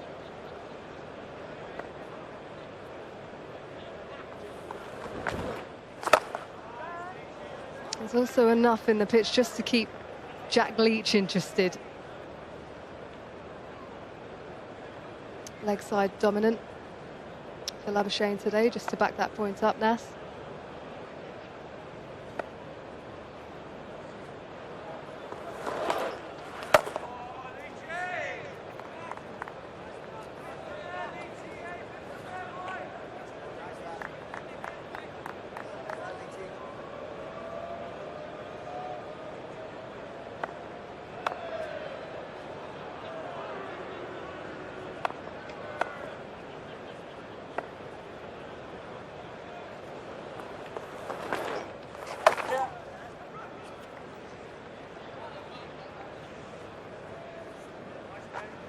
There has been just a hint of spin for Leach, and not quite sure whether that's because the pitch is a little tacky, as surfaces sometimes are on the first morning of a test, and what you can get is that you get a bit of spin initially and then it get less spin until you go into the days 3, 4, 5. I suspect that's probably the case.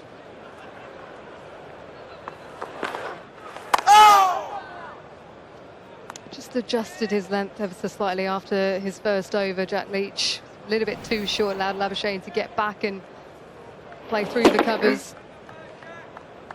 In general, he's been a lot fuller than that, bringing both batsmen forwards.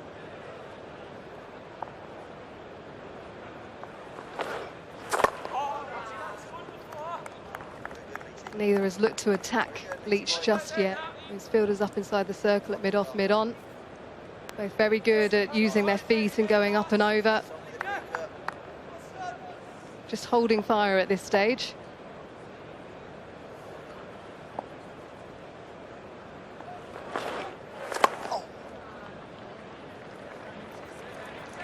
$81 for 2.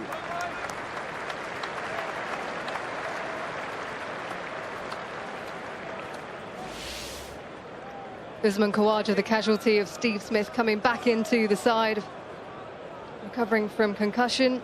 Labuschagne has had a pretty good outing in this Ashes series, 3 consecutive 50s, pushes back up to 3. Sticking with Marcus Harris at the top, both openers going cheaply. Stuart Broad with both of those wickets. Just wonder if there might be another burst of Jofra Archer at some stage before the lunch interval. Just the 5 overs for him today. And just the 7 deliveries that he bowled to Steve Smith. Targeting those pads. But as he so often does, Steve Smith gets the bat in the way.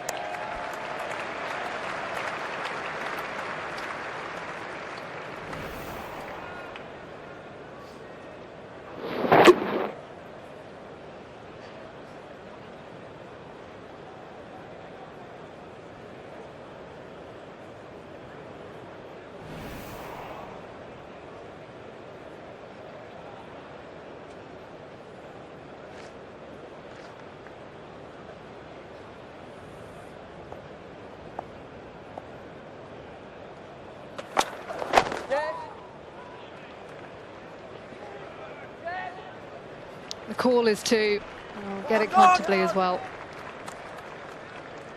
Again, just that target of the stumps to Labuschagne.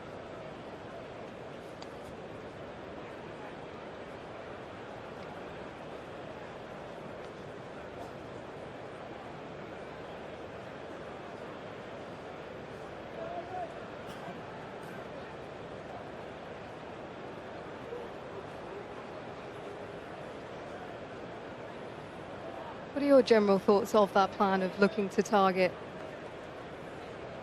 middle and off?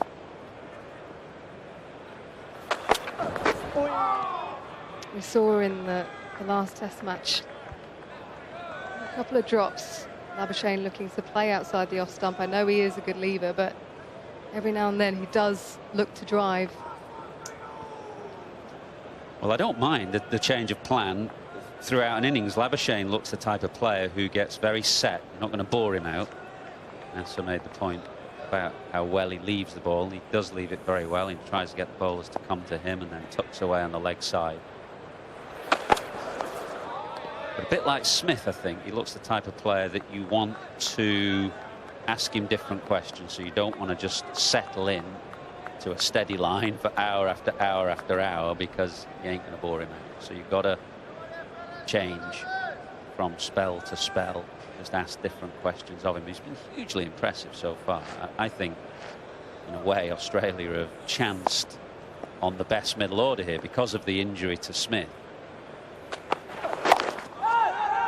which meant that Labuschagne came in as a concussion replacement and then played at Headingley, top scored both innings there. Suddenly, Labuschagne 3, Smith 4 looks a stronger 3-4 than they had before. Both right-handers as well. Australia have been a bit concerned about the number of left-handers in the order. There's 2 to come, of course, in Head and Wade.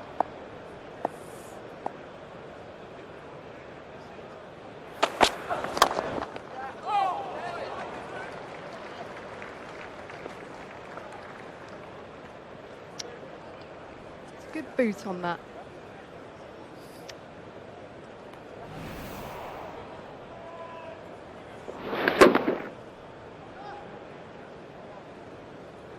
Maybe a bit of spike.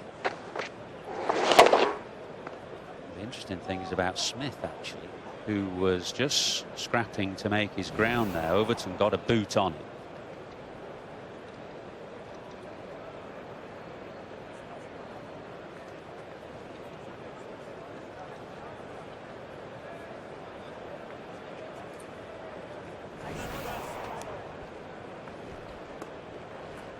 Suddenly the awareness that he's got to make his ground.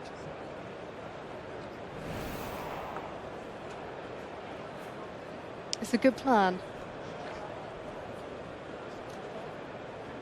I wonder whether the way Overton tried to stop that with the spike of his boot has inadvertently caused shredding of one side of the ball, which England would have thought be too unhappy with.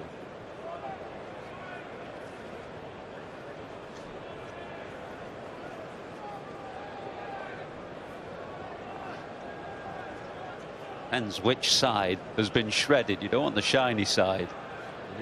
It's on the rough side, actually. You can see the bowls in the umpire's hand. But maybe just a bit of leather sticking up. Dampen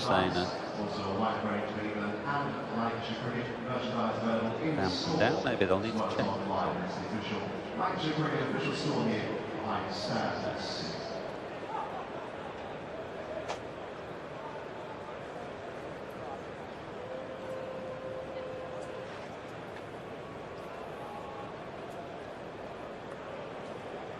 Think of a few bowlers who'd be praying with the umpire. We do not want that ball changed. Wazim Akram. Love a bit of rough like that to reverse swing the ball later on.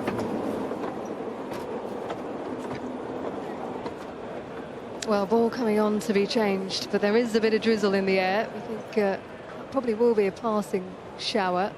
Lots of blue sky up above.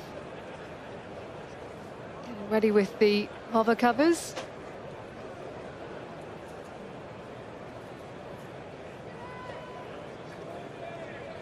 Just one of those series, like lots of rain around, on and off.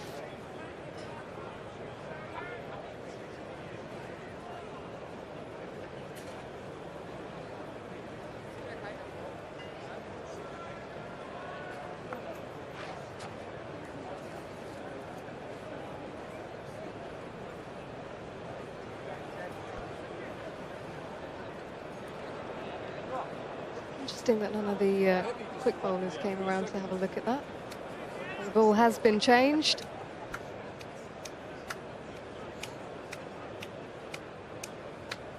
You never know what's going to happen with these first few bills here. Come on, Leachy. You never know what's going to happen, Leachels. Johnny just reminding everyone that anything could happen with this new ball that's come on. It's eaten into some time, about 14 minutes till lunch.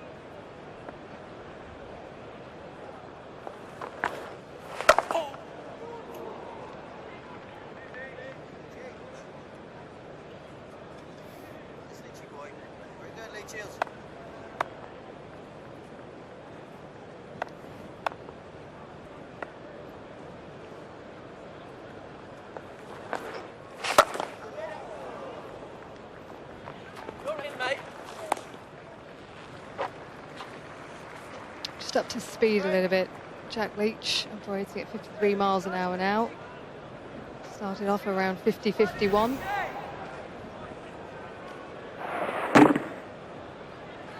Line has been really good,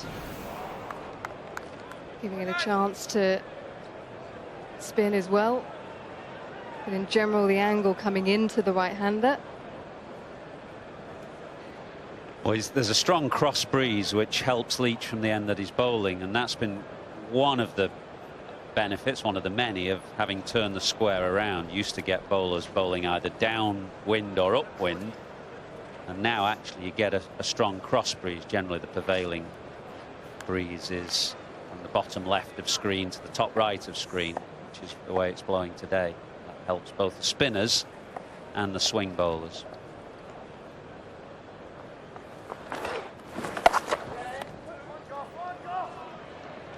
Corner two, plenty of space.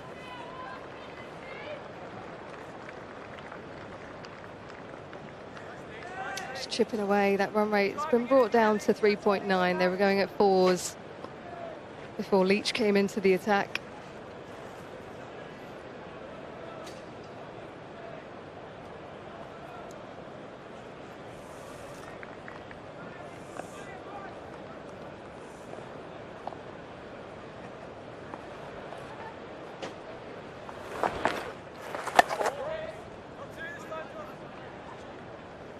What you'd say after the opening 2 hours is that this is a very good toss to win if Australia can take advantage of it. It looks a belting pitch. You'd think that there would be some help for the spinners as we go towards the end of this game, and maybe help reverse swing for the quicker bowlers, but it's going to be at its best in the first half of this test match.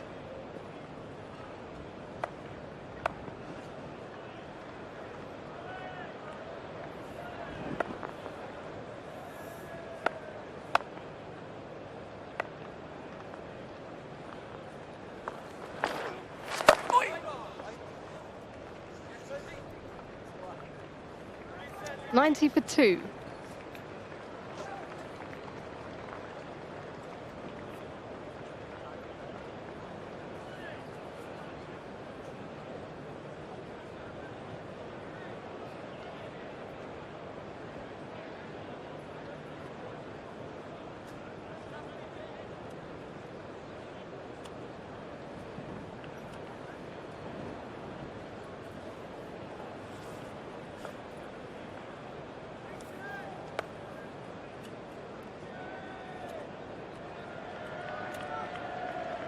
Australia's two best batsmen in the middle at the moment. Labuschagne's been outstanding in this series, and Steve Smith averaging over 100. Going at a healthy run rate, Australia. England have picked up the 2 wickets of Harris and Warner.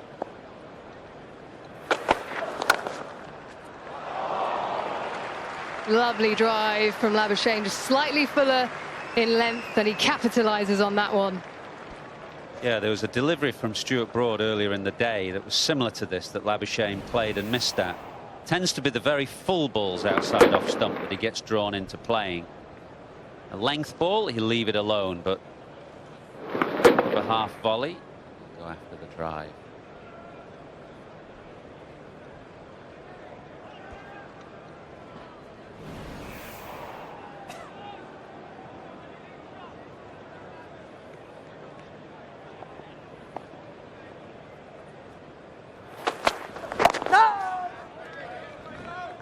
What England liked about Overton in that series 2 winters ago was his character. They felt that he quite enjoyed the competition and the scrap. For a guy playing his first test, as was in Adelaide, in Perth, I think was the next one, and he fractured his rib, which put him out of the series. But England liked his attitude above all.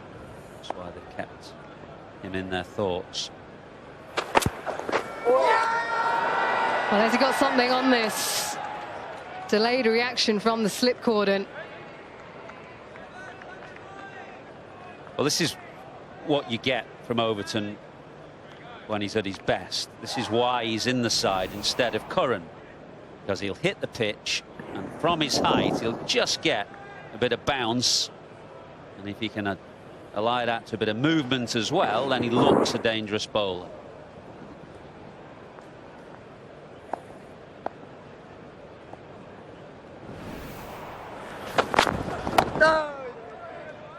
It was just the surprise of the extra bounce.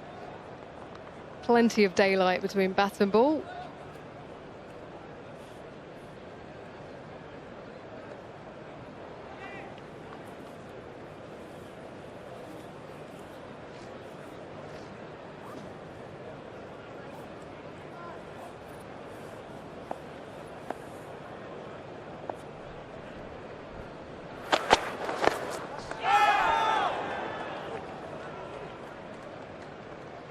Again, another half appeal. I think he might have been bat pad that time. I wonder whether that was deliberate there. The way that Labuschagne gets a long way over it. Just looking at Overton and his follow through there, it was as if that was a deliberate attempt to try and just sneak one onto leg stump.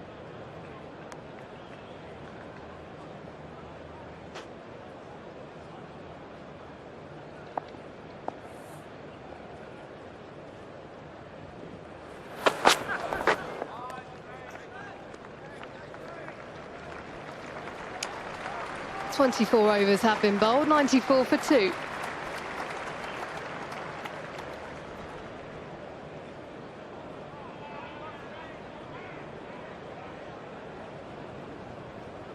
Not long until lunch. A couple of early wickets for England before a partnership formed. And Ed Sheeran is in the house. He does enjoy his cricket, so does his dad. Massive cricket fan.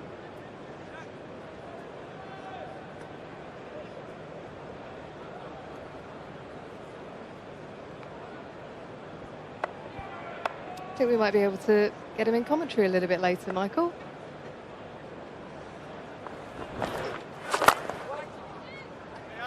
You a big fan of his stuff?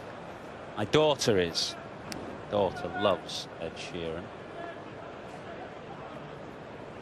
Is that a tactful way of answering that question?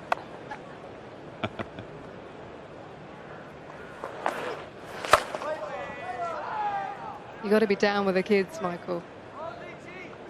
I know Shane Warne's favourite song is The Castle.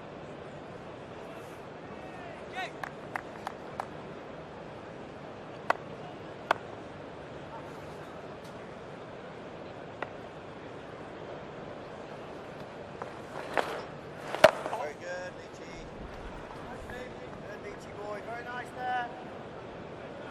Mikey.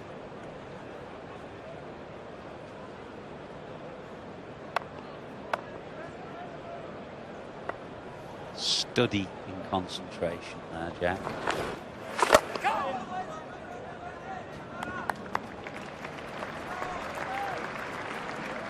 Keeps picking out that man at straight mid-wicket. It's irritating, Steve Smith. A couple of times he's had a chance to flick through the leg side.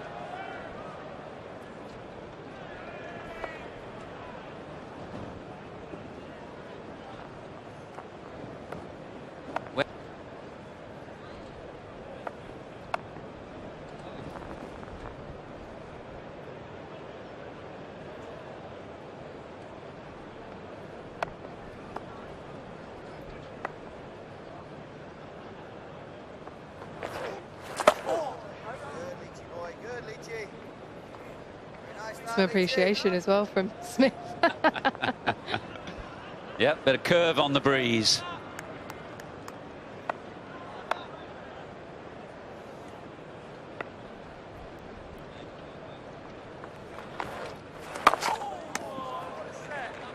That's a good over.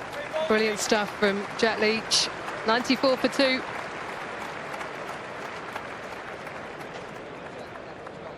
Yeah, he's bowled 6 decent overs, well 5 decent overs. He's a little bit short with his first over, Jack Leach. He adjusted his length thereafter and got a bit of, just a hint of turn off the pitch, but that breeze as well just caused Smith 1 or 2 issues in the last over. There's a left arm spinner, actually, a Lancashire, young left arm spinner from Lancashire, called Jack Morley, who got a thrill bowling to Steve Smith the day before the game yesterday and got him out and impressed Steve Smith.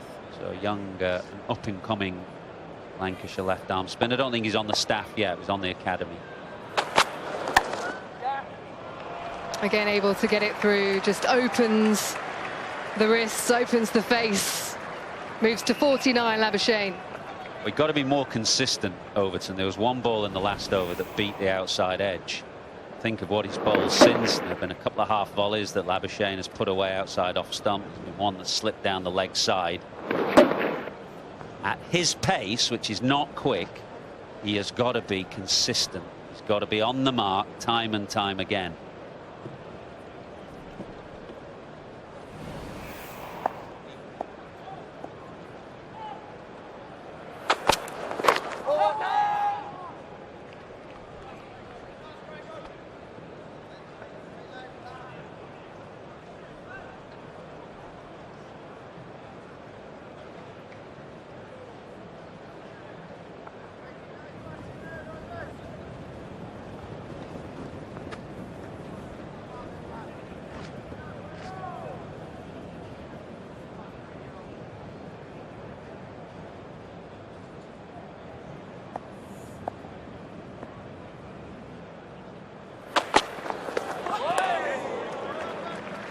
First short ball from Craig Overton.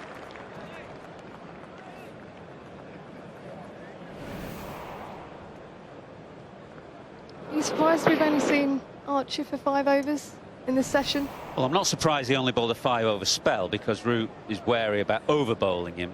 I wondered whether he might just come back for a burst of 3 before lunch. He hasn't done. He's only bowled 7 balls at Smith, which was the big battle that we were talking up. One thing's for sure, he's going to bowl after lunch. Him and Broad will bowl after lunch. He was down on pace, wasn't he, this morning? Just in the mid-80s for the most part. Running a bit harder when Smith came to the crease, and he got 7 balls at him, and there were a couple of bouncers in there. 1 driven 4. That battle will recommence after lunch. 2 more deliveries until the lunch break. Does Labuschagne want his 50, or does he want to safely negotiate these last 2?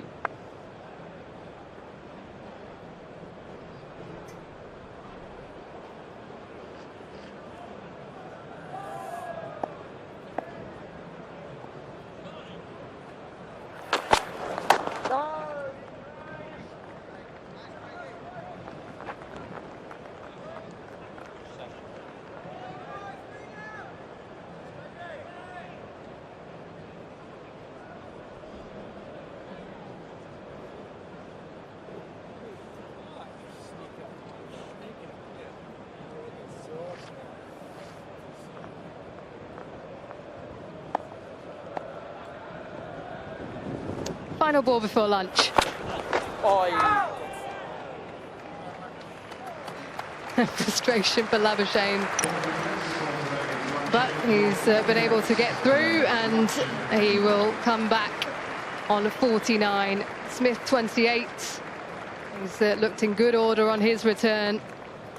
A couple of early wickets for England, but a dangerous partnership unfolding with 70 for these two. I feel pretty happy with the proceedings. 98 for 2 on the board for Australia after winning the toss and electing to bat first.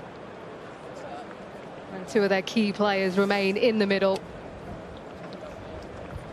Yeah, and both have looked very good. Smith coming back in, of course, after that game missed at Headingley. Labuschagne continuing his excellent form. He goes to lunch on 49. Smith 28 after the loss of 2 early wickets to Stuart Broad.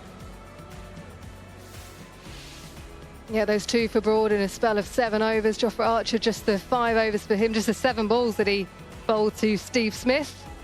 Stokes came in for 4 overs. Leach with the good control, 18 runs off his 6, and Craig Overton with the 4. Well, we're up and running. We still have sunshine in Manchester, although the forecast this afternoon suggests there might be a bit of rain halfway through. We'll try and avoid that if we possibly can. So an even session, bits and pieces for both teams. We'll talk about that during this lunch break, and also be hearing from Ben Stokes. So Leachy must have had Monty Panesar. He must have been watching that before he came out. I've got no idea why he started running down. Oh, so you didn't call him or anything? I just reverse swept him. Because I reverse swept, I sort of had to get up, and Leachy must have thought I was up to run. And then I just remember looking, and he was like here, and I was like, oh. But then obviously looking back, and like I was like this, and then seeing Lyon drop the ball, I was like, oh my God, like, what was going on?